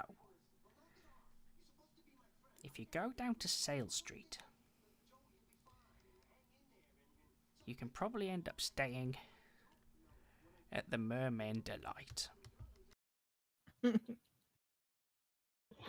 Oh, Yes, it's a whorehouse. I like the sound of this place. The name sounds familiar somehow. yeah. Yeah, Tarban would be familiar with it. It sounds whimsical. Only if you pay the right price. All right. Well, I appreciate the heads up. I guess we'll be out of your hair then. Does he have any hair left after the fire? Oh, aren't you all just comedians?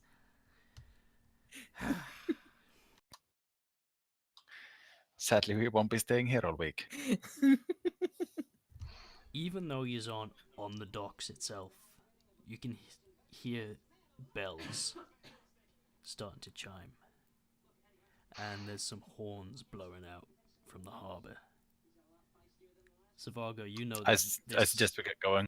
You know that this is the start of the celebration of the sails, where the gates of the harbour open to allow the ships in, and the start of the trading months within Waterdeep.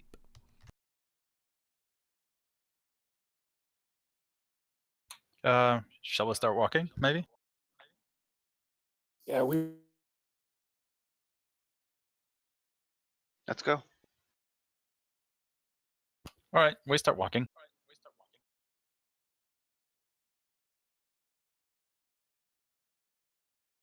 Okay, so you start walking towards the Merman Delight? I guess we're going by the docks where the gates open. Okay. I mean, I'm assuming that it's basically on the way if we follow Fish Street down to the docks.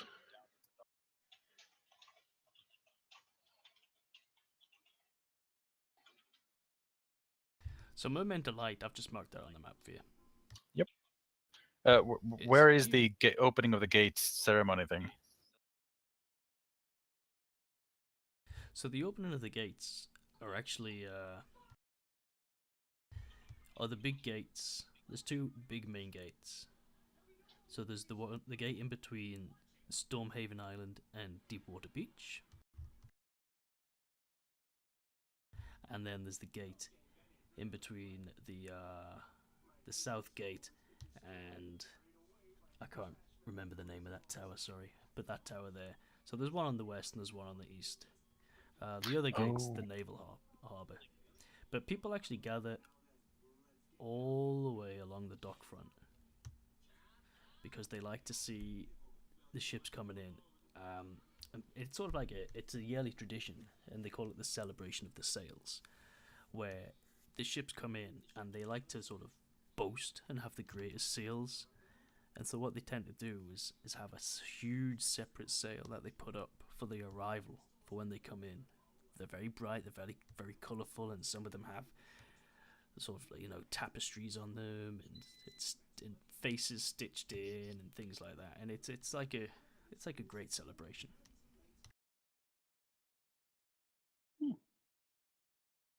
And people gather across Dock Street to see this. All right. Well, it's not that far off the way, is it? So I suggest we go that way then. Have a look at some faces on some sail before we go get our place to sleep. Okay, so you travel through the streets, and people aren't paying you any notice. They have no reason to. They're all very excited, and there's like this general buzz, this general chatter. As I said earlier, the celebration of the sails is one of the greatest events on the Waterdeep calendar. Waterdeep relies on its trade, and for several months of the year, the harbour's closed. Ships can't come in. So for this event to be happening it's like the beginning of the year for a lot of the traders, and the families get to see their returning. Families come from sea.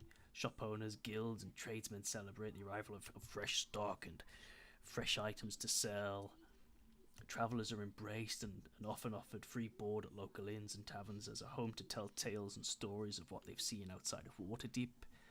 This is a source of income for the inns, as the more grand and famous the traveller and their tales, the more people will visit the inn to listen, and, as Hank mentioned, stay to listen and buy beer. So like it's a huge influx of income for the whole city, and the dock ward embraces it more than anyone else.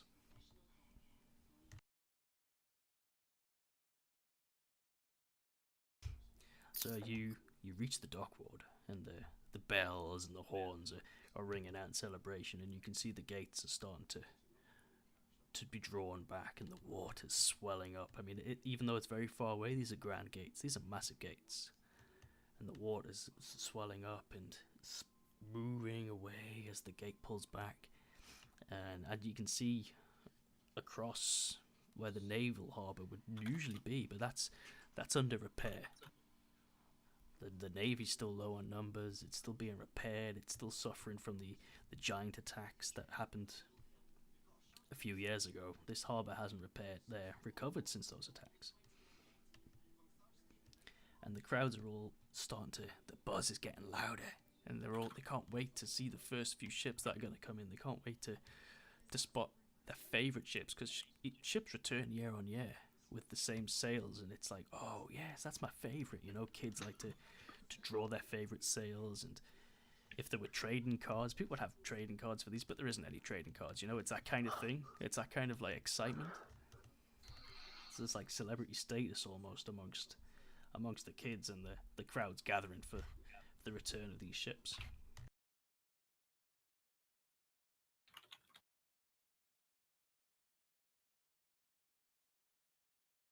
What would you like to do? I'm slightly uncomfortable on the docks as it brings back memories of my childhood. I'm just Can everyone else standing roll a there. perception check, please?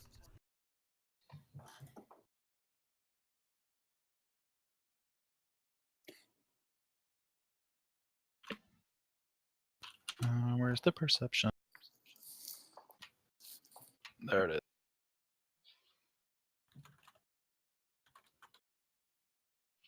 Yep, yep, yep, yep. Arma, you can sense that Law's a little uneasy. Loris, something wrong? Nothing. I just don't like docks that much. Do you need to leave? Should we go somewhere else? I think I'll just meet you guys at the inn, the Merman. Where are you gonna go? I'll just wander around for a while. Do you want company? No, it's okay. Okay. Well, we will be there soon. And as I walk away, I just like pull this little wooden bird from my bag and kind of like gently pet it as I walk away. That's probably the most psychotic thing I've heard all week.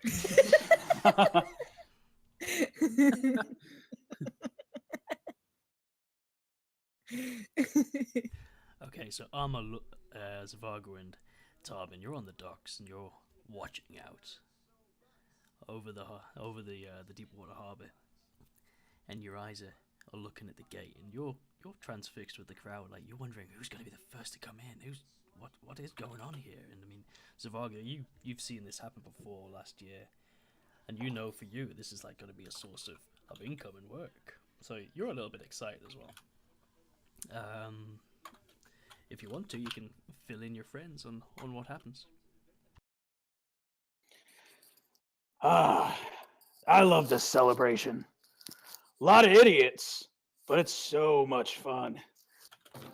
And I'll tell you what, tomorrow people will be lining up out here ready to load and unload these ships. I'll tell you what, last year in one day alone, I made about 50 gold pieces just loading and unloading ships. But besides that, out and about on these streets, if you ain't careful, lots and lots of thieves, lots and lots of pickpockets. Yeah, that's how I met Hank last year. I was close to his inn and, yep, had to beat someone up right in front of his door. What a lovely story. Oh, yeah. So I say all that to say, watch your pockets while you're out here. I'm watching my pockets now. Thank you. I appreciate the warning. I just put one hand on my pouch. As do I. Gold. Don't worry, I had to learn the hard way. Or I guess you could say the other person had to learn the hard way that I was watching. Did they catch fire too? No. That's good. I have so many things I would like to say, but I'm just not gonna push any more buttons right now. Keep pushing. Make the Dragonborn angry. Alright, so you just stand on the dock and you're waiting with the crowd, and like you can see people are getting excited and more excited. But we're gonna cut to Law as she wanders along the streets. So Law, whereabouts are you heading, or are you just aimlessly walking? I'm just walking in the area around the Merman Delight, kind of just eyeing people, thinking things. Thinking about the people I've lost. So preoccupied are you within yourself, within your thoughts, you don't hear or see the person that this voice belongs to, as they just whisper into your ear. I thought it was you.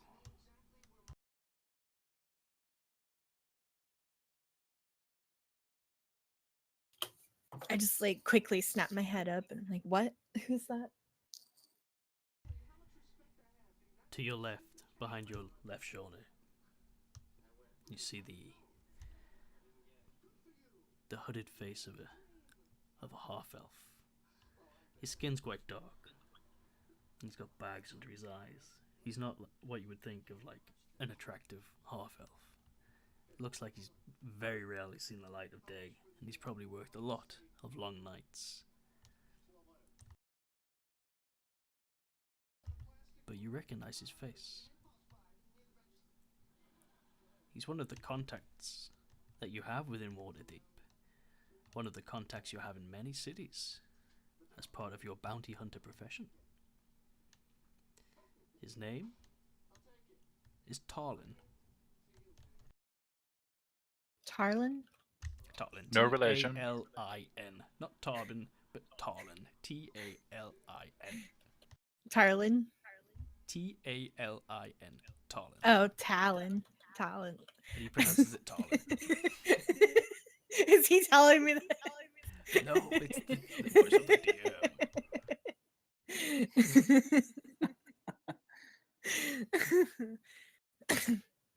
What are you doing here? I heard a nasty rumor about you. Oh, You killed your mentor. I did not. I would never kill him. On purpose. Well, that's what I've heard. That's what's going around. Have you seen Jasper? Jasper's the one who told me this. What? That piece of shit. Where is he? Is he here? I saw him about 4 days ago. I haven't seen him since. He could still be here, but you know what Jasper's like. I'm just like manic all of a sudden. I just take a step forward. I'm like, where? Where did I see him? Yes. You know information Idiot. isn't for free. You owe me. I owe no one. He holds out his hand. I got you that cream, if you remember, when you What? had that rash. That came out of left field. Yeah, of course. Same law. Full of your jokes. He, like, beckons with his fingers, like, waiting for the money.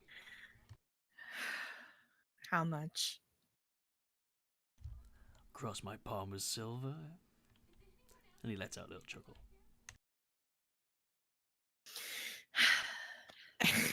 I reach into my bag and grab 2 silver.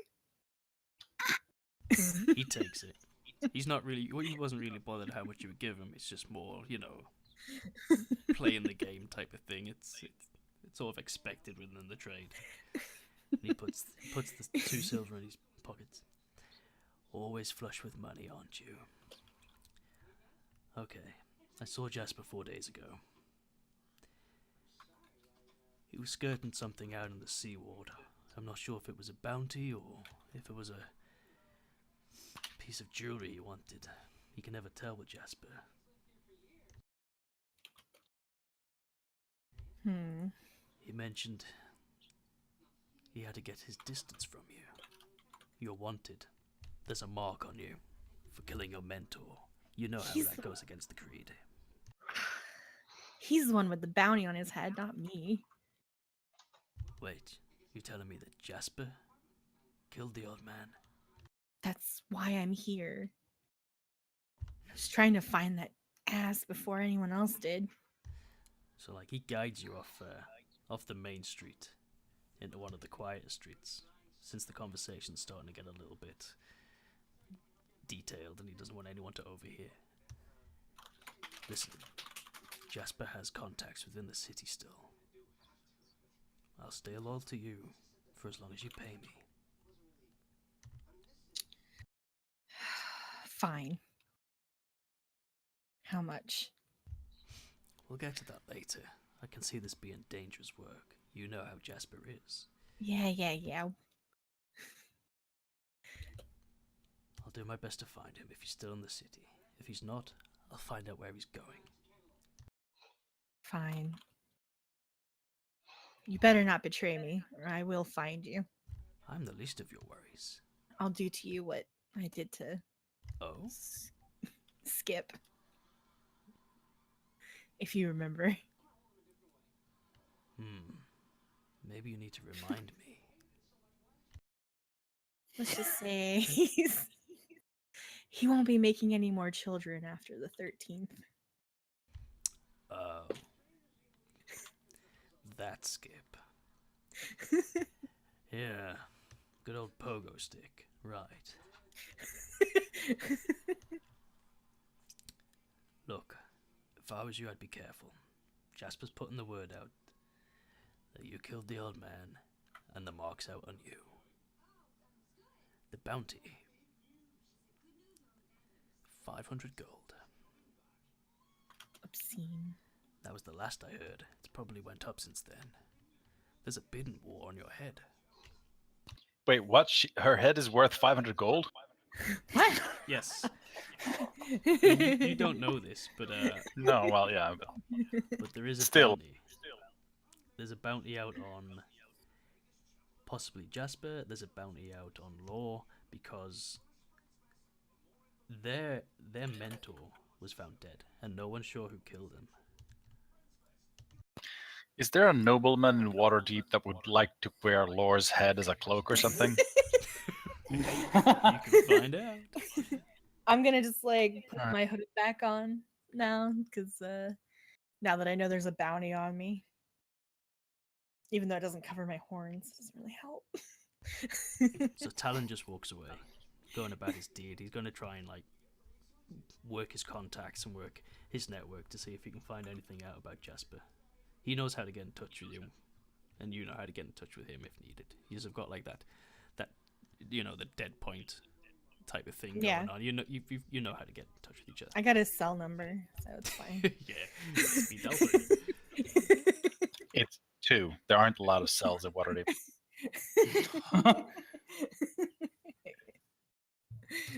He's on my Instagram. It's called Watergram. Insta deep. Insta-deep, yeah. He's always doing duck face pictures. It's really awkward. Just a pair of duck lips pointing out from a robe.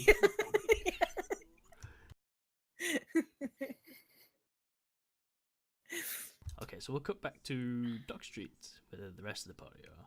And the first of the ships have started to come in. This ship is a small ship, but it's moving quite quickly, and it has a bright red sail with yellow trimmings on it, which gets a big cheer from the crowd. It's the first ship in. I mean, this ship tries to be the first ship every year. You know, it's like the game for him. He isn't the biggest, but he knows he's the quickest, and he knows if he's the first here, he'll get a That's big old me. cheer. While we're looking at the sail ships, Tarban has a thought and is going to try to look around for a harbor master of some sort. Okay. Perception check, gonna- please. Are you gonna try to find Captain Mode? Sorry, perception check. Yes, please.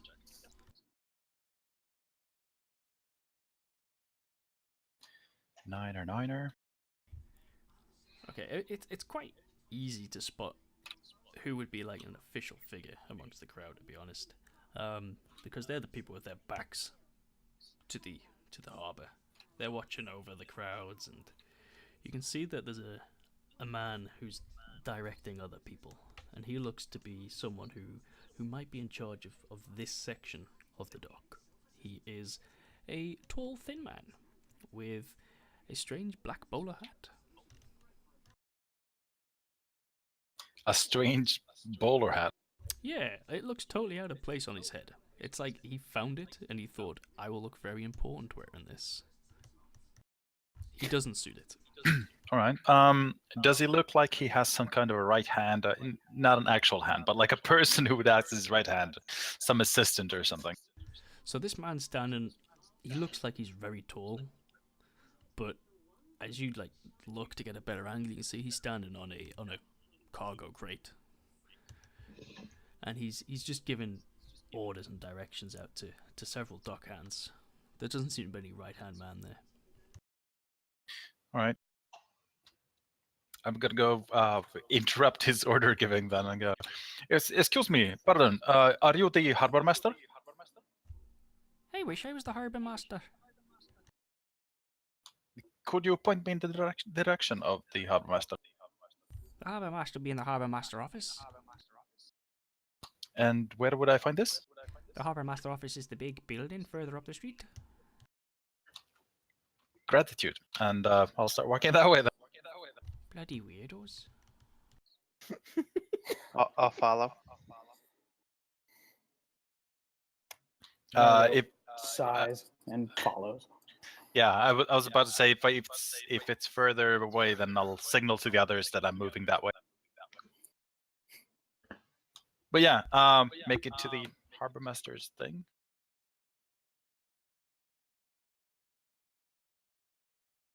Okay, so the harbour master office is like, it's a huge building. It's pretty clear that this is the harbour master office. It has several big flagpoles coming out the top that are blowing gently in the wind. One of them has the insignia of Waterdeep on it. Another flag has an anchor, and underneath sort of like regal writing that says Harbour Master. So it's pretty clear as you approach that this is the Harbour Master office. Right. I'll tell the others while we're walking that I was thinking that if we want to actually have a ship, and if Captain Mode is not open to the idea of sailing us to the south part of the continent, it might be good to get early in the queues. It's a good idea. Yeah, not a bad idea. I've seen these queues fill up pretty bad. Thank you. But yeah, we make it there, I guess. Okay, like this building is hectic. This is like Christmas Day at the North Pole type of Christmas Eve at the North Pole, or like Christmas period at the post office type of thing. It's just hectic. There's like people everywhere working as frantically as they can to make sure that paper is double checked, everything's in order. There's customers trying to make sure that, like yourselves, they have a ship for their goods. Like this is a busy place. There's a big queue.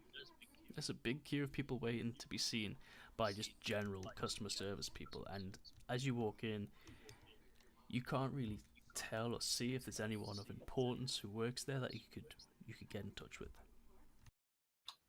Does there look to be like a desk or something, and somebody who would be working behind the desk? So if you imagine like you've walked into a bank, and you know how they've just got like a line of bank tellers? Mm-hmm. It's a similar situation to that. That's like the general customer service facing front. And it's quite small, because quite a lot of the Harbour Master office is to do with administration, and that's further back behind the customer service desks. You can't really see into there. There's a wall. All you can see is the customer service area. Yeah, but okay, if customer service, that'll work fine. That's suitable for my purposes. Okay. I'll try to shoulder my way into one of them and not interrupt anybody, but get served as soon as possible. People are actually pushing you back. You're trying to get to the front of the line? Yes, please, Zavargo, if you would assist me. All right, let's do this. Get right behind me.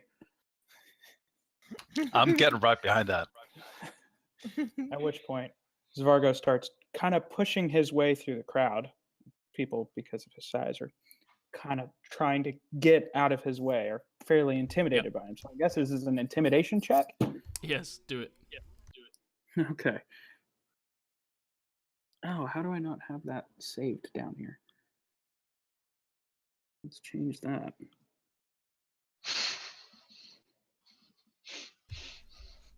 You can be as intimidating as you like, but these people want to be served. They want their goods on their ships more than anything else, and they're willing to anger a Dragonborn. That is how much it means to them. Wow.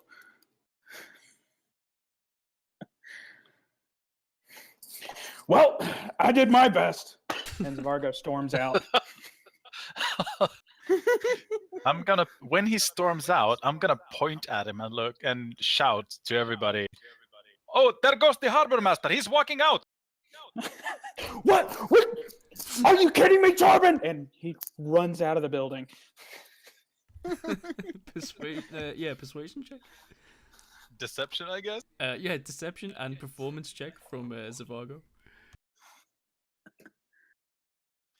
There we go.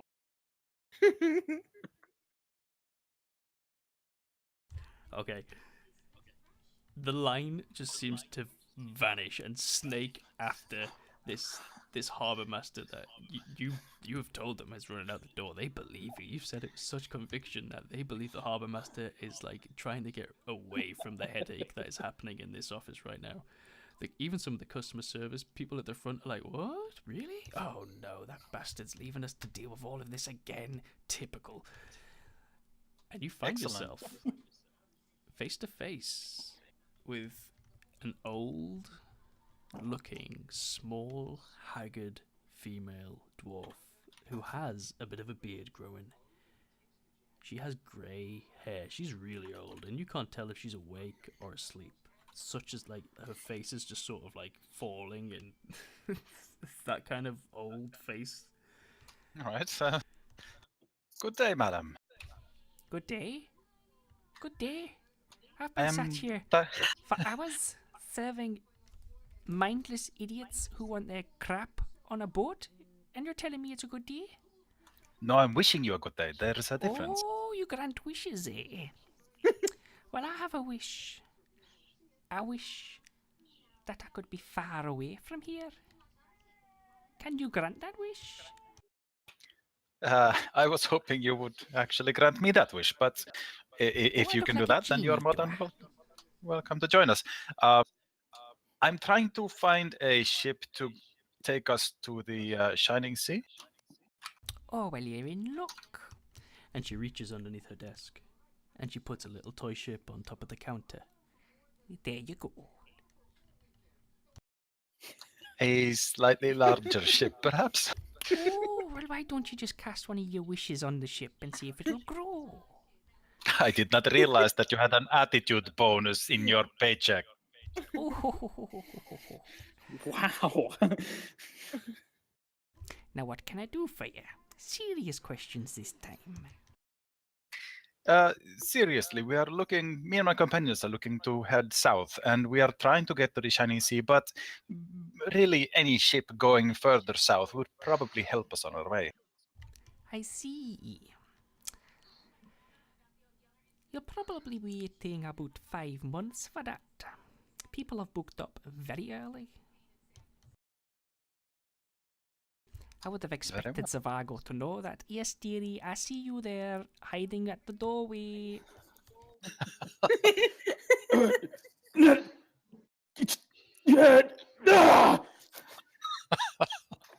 He comes up and joins everybody. I forgot, okay? I'm behind on everything. Oh, there's a surprise. All right, would it be a better idea for us to queue up now then at the end of this 5-month queue, or should we just come back within a few months and see if anybody has fallen off? Well, I can put you on the waiting list. But it will be a waiting list. That is still better than no list at all.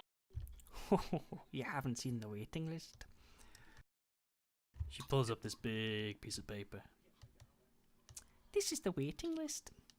and she keeps pulling it up and keeps pulling it up. Slightly more defeated now, but still, it's still better than no list, Okay. I guess. And what name should I put on the list? Zavargo. Your name's Zavargo too. Look. No, Zavargos. but he's the leader of our group now. Oh, you're a leader of a Tarban, group now, Tarban, What? Zavargo. I got that. Tarban, stop trying to convince her. She's all business here. Look, can you get us a ship or not? We need one. She looks over her shoulder to see if the other customer service people are looking her way. You know how things work here, Zavargo. Oh, the corruption. The corruption. Yeah, I do. but I also know that you can do me this favor. Come on, I've helped out here so many times. And look, you get a little bit of a break from the crowd. What else do you want from us? You mentioned you were going south. Yeah, some Yes. stupid jungle. I don't care about the jungle, but if you stop off at Callanport, could you deliver something for me? Certainly. This has to be off the books, Zavargo. You understand? Yeah, that's not a problem. If you and your friends here are caught with this, you didn't get it from Hilda. What are we delivering? Oh, Zavargo, you know the rules. I'm not telling you what it is. And you don't look either. But you can tell me a little bit.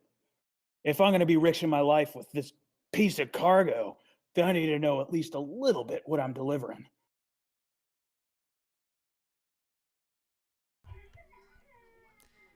Zavargo, if you knew what you were delivering, you wouldn't want to deliver it. Okay, I know how this game works. How large is this package we are delivering? You know, quite medium-sized. So roughly the size of me then. Aye, about the size of you. And if our ship was to go down, would it be more beneficial for us to also go around with it? Or are we allowed to live after that? If the ship goes down, dearie, I had nothing to do with it. No, but I'm asking, are we being hunted if this package goes missing in the middle of the sea?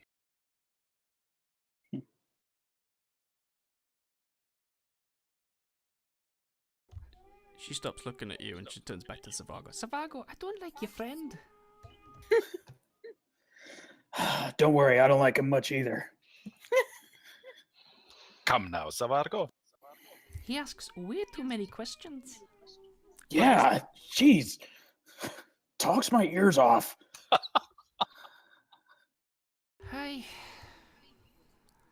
Right then, Zavargo, you know where to get this from. If you go down Dock Street and you can get this from Dock 23, it'll have my mark on it. You just take it onto a ship. And she pulls out a piece of paper to look through what ship would be free for you to get on. Ah.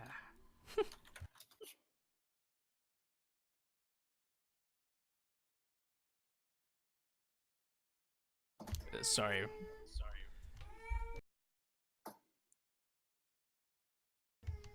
Baby woke up. Oh. See, Zavargo, see what you did? I think he just times it for this time. Yeah, it's around about this time. He's like, session's ending.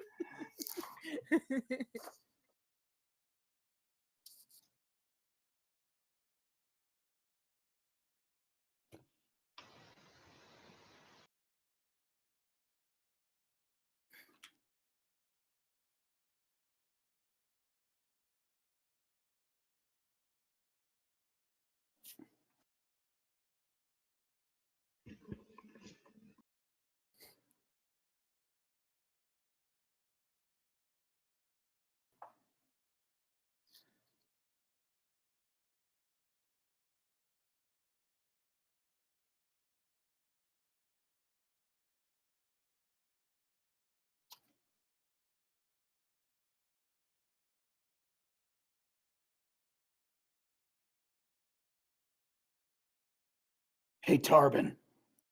Yes? Look, no offense to you. You're a good guy. You got some skill. You got us here, all right? But look, you got to go along with anything Hilda says. She says she don't like you. I don't like you.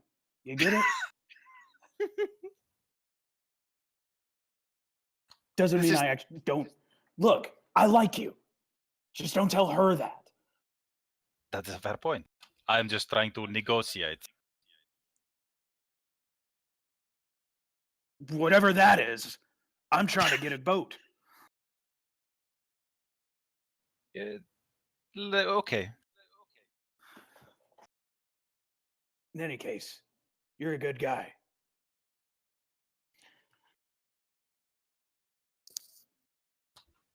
How convenient that Hilda had to step away for this.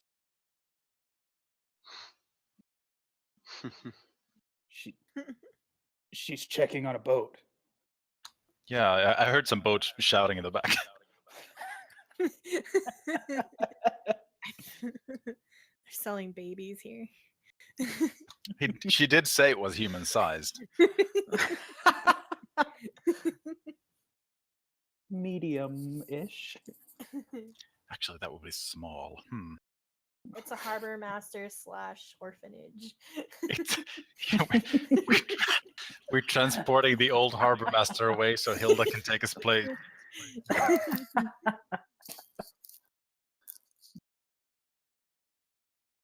Well, while Hilda's gone. No, my plan was actually, if the terms for this transport is unsuitable for us, then we have something. We have a reason not to use this, and a reason to use mode, the captain mode.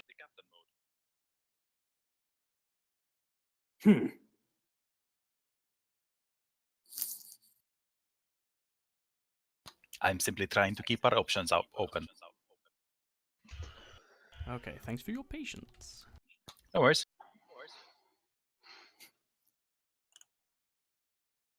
Alright, so you want a boat. Alright, let me look through this list. No, oh no, I don't like him. No, oh no, he snoops as well. Oh, she's alright. She's alright. But no. But Zavargo, you upset her last time. I upset a lot of people. Aye, but you really upset her last time. Good old Captain Tilly. Captain Tilly? Captain I didn't upset her that bad. Oh no, he just walked around going, Captain Tilly has a little willy. You know how much that upsets her. Captain, she'll not work with you. Wait, Yeah, well. she has a willy? What is a willy? Oh, let me see here. Oh, It is a large fish. Oh, but And has she a little insisted willy? on freeing it, and then it was smaller than expected. Oh, so she's just talking it up like it was bigger than what it actually was, and then Understandable. everybody was disappointed. Her fishing game is not what she talks it up to be. all right. It's always the case. There's with two small captains here that I trust, and two that are free. There's a Captain Windsor or Captain Mode. Captain Mode. Hey, Captain Mode, he owes me a favour. Well, that may be a good person to go with because our one of our other contacts recommended him. Oh, and who would that be? That is Just someone we're working with. Aye. who is asking too many questions now? Oh, look at this. Your friend's grown a backbone. He's at least an inch taller than he was before.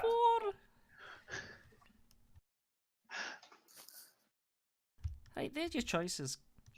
Captain Windsor or Captain Mode. Very well. Thank you for your time. Well, I'll need to know which one so I can tell them. I believe we are going to Captain Mode first. Captain, no, look, dearie. You can't just say I'm going to go to him first and then I'm going to go to the other one second. I'm not spreading me business around like that. You either pick one or you bugger off. Who's got the quicker ship? Well,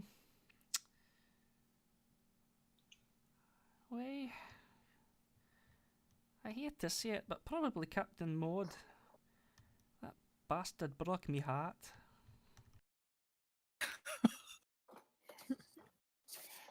Look, Hilda, don't bring this back up right now. For right now, we just need this, and we can be gone. Well, you go with Captain Mode, and if you get the chance, give him a slap around the face from old Hilda. Yeah, whatever. Just put us down. Alright, she gets a quilla and she writes down Zavargo party plus cargo on the Captain Mode's sheet. There we go. And you know what Captain Maud's like? He'll not want to set sail until there's a moon in the sky. Until there's a what? A moon in the sky? A moon in the sky. Fine with me. And I'm taking this stupid little ship, too. She picks up a box of them and rattles them. I've got plenty more. That joke never ever gets old. Good. Alright, you hear from the back. Hey, that wasn't the harbour master. They lied. I'm just gonna You're go right. with it. It's actually her. She's the harbor master. Oh, bloody Leave hell. as everybody crowds to Hilda's window. I think we need to get out, and I'm gonna try to stealth out of there. Alright, you Disappear into the crowd. you managed to get out. There's too much of commotion of people trying to push back into where they were in the line, and it's just like there's utter chaos. And you just see Hilda, as small as she is, this little dwarf, throw up her hands and just like throw little ships around. There's just general mayhem now in the harbour master's office. All right. Shall we go to the Merman's Delight then? Yes, I'm feeling quite worn out from today. Would like a strong drink and a warm bed. A swarm bed. That sounds nice. As long as it's not a swarm of snakes. That depends on the snakes. Okay, so you travel through Dock Street, and you stop and you ask a few people where the Merman Delight is, and a few people snigger at you and just like walk away, whereas others are helpful enough to point you in the direction of where it is. And it's on the corner of Sale Street, and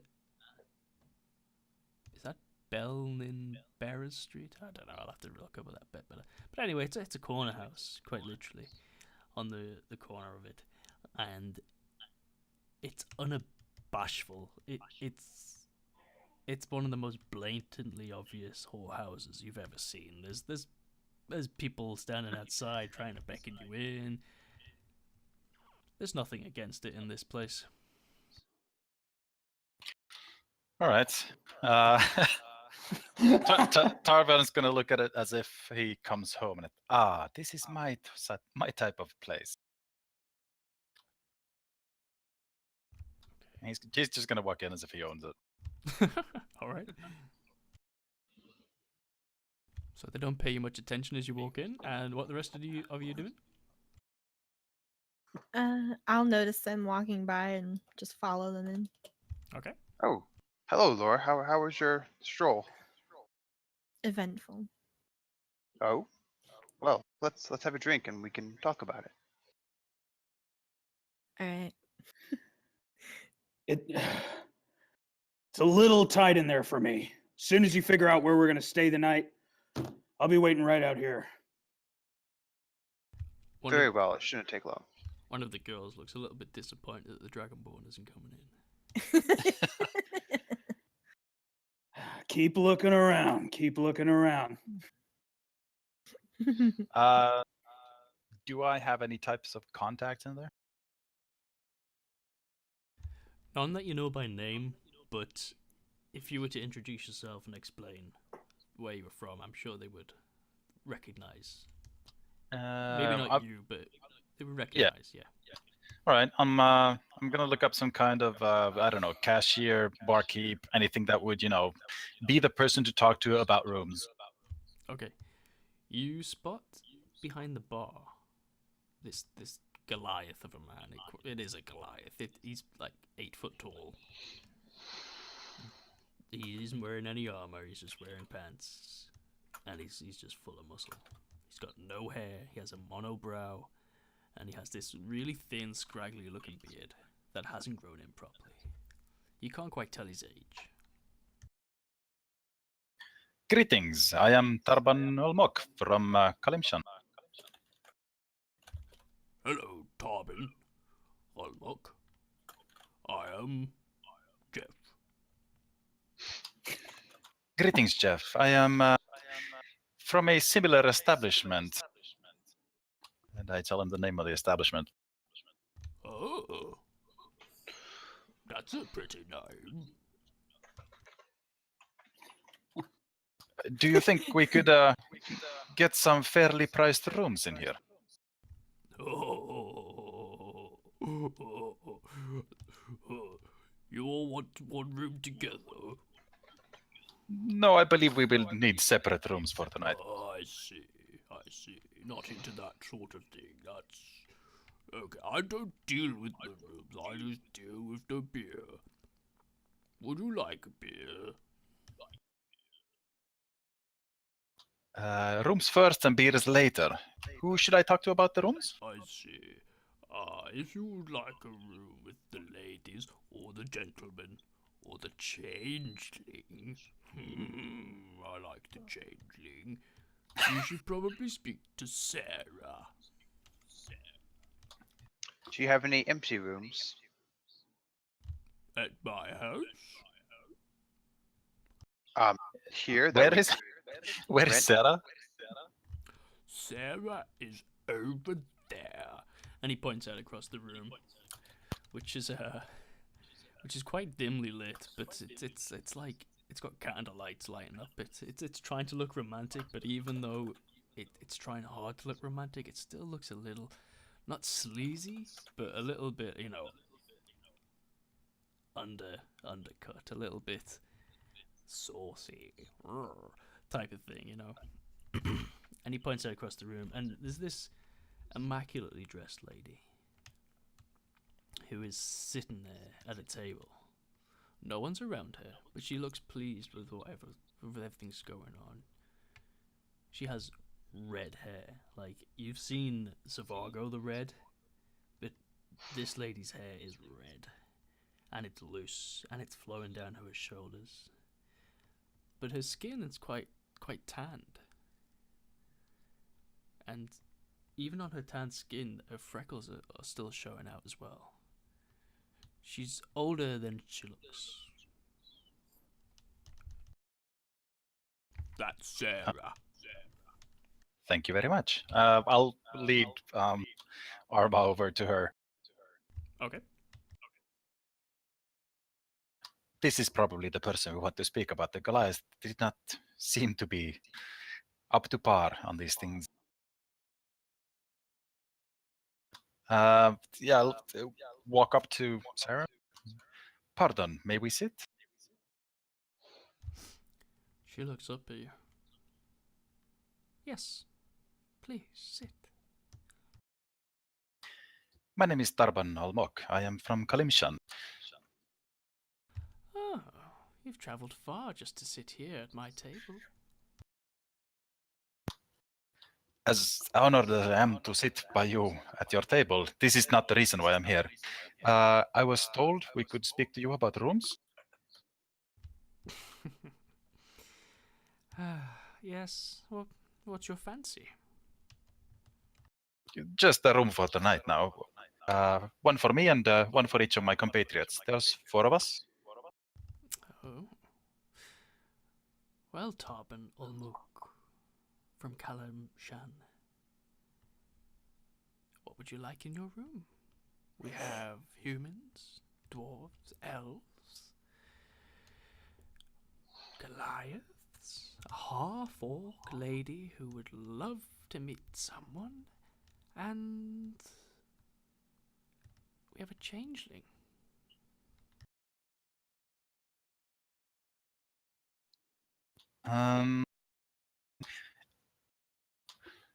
I am still undecided on the companions, but I would like to check with the price for the actual rooms.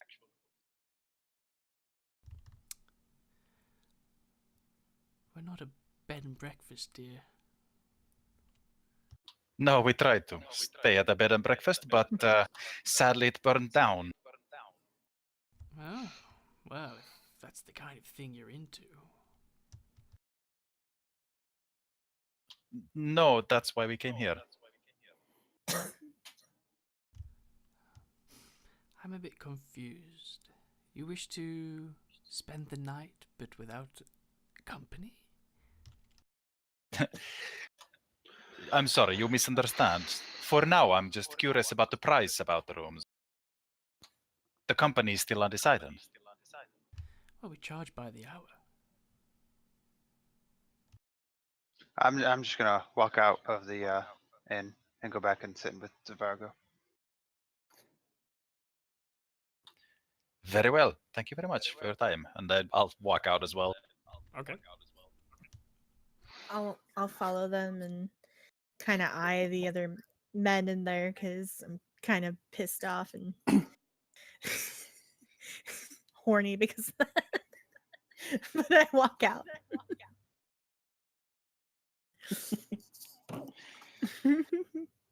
So did you get a room?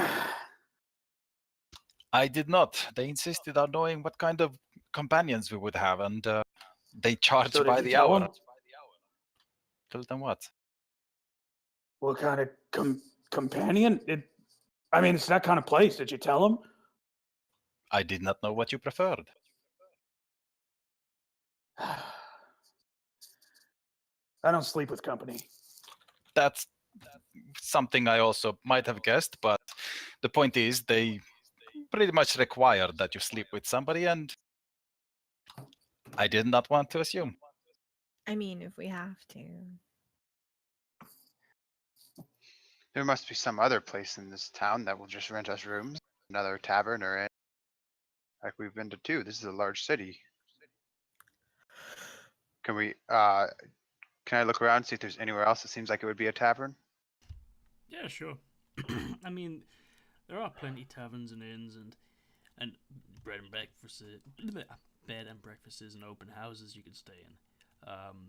Arma, you would also know that your monastery Yep. would offer room and board as well. So should we head back to my monastery, or would you like to stay at an inn around here? Any bit will do at this point.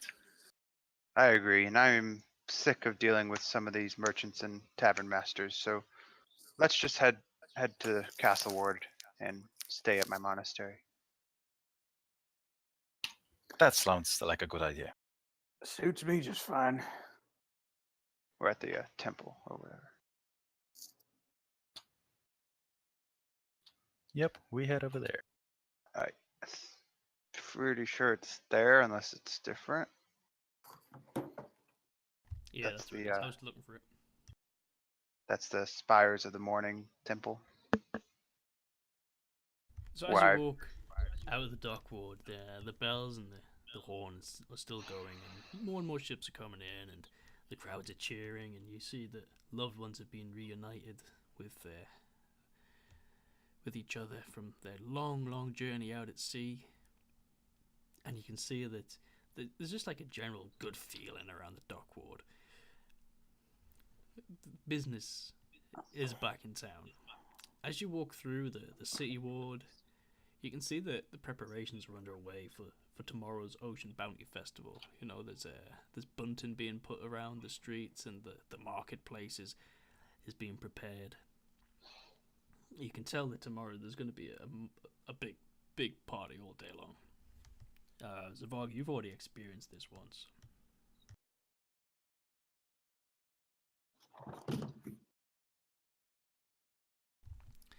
As you approach the monastery, you know this is a really impressive building. It has several spires that reach up into the sky. It doesn't look out of place, but it looks as if it's taken up more space than it does. It's a mighty impressive building, and it's immaculately clean as well, as you would expect any building near the sea ward and the castle ward to be. I mean, these are the wealthiest places in town. Do you want to roleplay the approaching the monastery at all, or you just want to go straight in? I figure we'll go straight in and I'll recognize the brothers and the clerics that are there. Okay, so you open up the big double doors, and they look heavy, but they open up with such ease, and it's like they glide open. And it opens up into a massive hallway. And you can see that there are monks. Some are praying, some are going about their daily business, cleaning the floors, cleaning the walls. There were even some of them outside cleaning the windows. And there are some that are going around serving other monks, making sure they have water to drink. One of them slowly approaches you. He's a human. Shaven head. He's wearing monk robes. His hands are crossed over into the sleeves. And he just walks calmly towards you. Arma, my brother, what brings you back so soon? Hello, brother. We need a place to stay for the night. Day dealing with unsavory characters, and we're not able to procure a good place, a safe place to stay for the night. And I was wondering if you would, and the brothers here would be able to provide rooms for me and my companions just for tonight. And we will be on our way in the morning. You know the light shines down on those who wish for it. We will give you a room. In return, all we ask is you help us prepare for the Ocean Bounty Festival tomorrow, but more importantly, the Blessing of the Seas event that will happen afterwards. We would be honored, Brother Arma, if you would help us bless the sailors as they left the docks. Of course, it would be my pleasure. One room for all of us? We're just simple monks. We don't run a grand hotel here, young lady. One room. Thank you, brother. I appreciate it. Please make yourself at home. He doesn't batter an eyelid that there's a Dragonborn, and he can tell that you're a Tiefling law. He doesn't really care at all. He's just, the monks don't see it as anything like that. They see it as people, and as people who could potentially one day devote their lives to the light. No. I'll just give him a slight bow when he says that they're simple. He nods his head back and he returns to his duties. He knows that Arma knows his way around the building. Mm-hmm. So I lead everybody to the room that he had said we could have, and I just tell him I'm going to spend the rest of the evening meditating and maybe try to get an early night.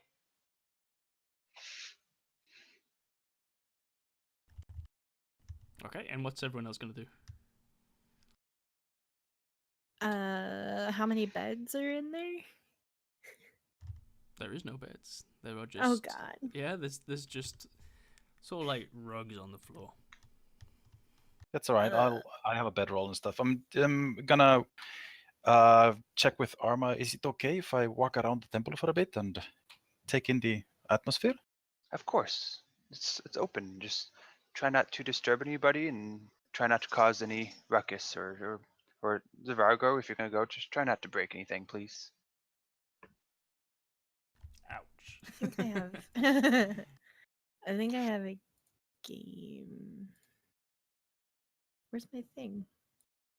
I'll just walk around for a while and see if I can find any throwing-sized pebbles just to put into my collection. Not anything that would be significant to the temple, but pebbles that would look like they would be brushed aside or cleaned up later anyway. Okay. You find several pebbles, and the monks appreciate your help picking them up, because it does hurt when you stand on them. That's my evening thing. I'll go for a slight walk and then just head off to bed on my bedroll as well. So as the evening winds down, the bells, which you can still hear over into the castle ward from the dock ward, die down as well, and the horn has stopped. Ships are still coming in, but the celebration sort of has moved away from the docks itself, and the dock ward's just having a good time. People have returned from the sea, family are happy to see them. There's drinks and stories being shared around, And poor Hank's there trying to get his arrowhead in, fixed in time for tomorrow, when the when the travelers come to tell their stories, because it's like a headhunting event. The inn keeps going, try and get the best traveler with the best stories to come to their inn. But what will happen to our adventurers tomorrow? Will Russell McGarvin be able to find them? After all, he said he would meet them at the Arrowhead Inn. Will Zavargo smash something during the festivities? Will he set fire to a stall? Will someone hunt down Law and kill her before our adventure can even begin? And will Captain Mode accept Hilda's suspicious package? Find out next time. Brought to you by Neverwinter No. Yeah, we'll end it there. All right. Thank you. Yeah, that was fun. So, like, there's lots of storytelling going on. I am looking for opportunities to put in a few fights, because I know people like that as well. I think there's lots of tunnels, and we're still looking which one has the light at the end of it. Yeah.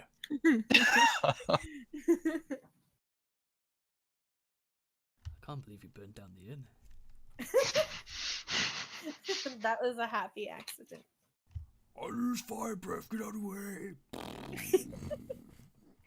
way. Sorry, Hank. I can't believe I'm 2.5 units away from. Well, actually, no. I'm at 7.6 average roll, which means I'm roughly 3.5 units below average on a 2020. That's amazing. So bad. Yeah, I need to learn to roll. Apparently, Yes. It's all Two- in the click. 2 natural ones. You've had 2 natural ones. Yes. 2 natural ones, at least 2 twos, 2 Oh, threes. yeah, your perception was Sorry, amazing. 3 I thought you threes. missed that. Yeah. I keep right. Okay, so natural 20's green. Yes. And a natural 1's red on here. Okay. I'll remember that for next time. And throw some horrible So- nat 20 and critical failures at you. On the rolls, what is the second column? So if you roll with like advantage or disadvantage, it's already rolled it for you. Okay. I made 17 d20 rolls during this game, out of which 1, 2, 3, 4, 5. So less than a third were above 10. That's alright. No, that's crap. Fair enough, honest. Dice gods were not in my favor. But hey, good game. Thanks for this. Yeah, it was fun. Somebody's getting tired. Yeah, I'm exhausted. Oh, thanks for playing again. I know, like, it is totally open at the moment because we're in the city and lots is going on, lots are happening. But it will start to get a bit more of a direction once you start moving around. Well, I towards think the it's target. fine. I've been enjoying it. So. Yeah, I can. Under no circumstances can I claim that I'm not enjoying that. It's just it's still open. Mm. But that's, Yeah, that's I'm having a kind of good time. fun, in my opinion.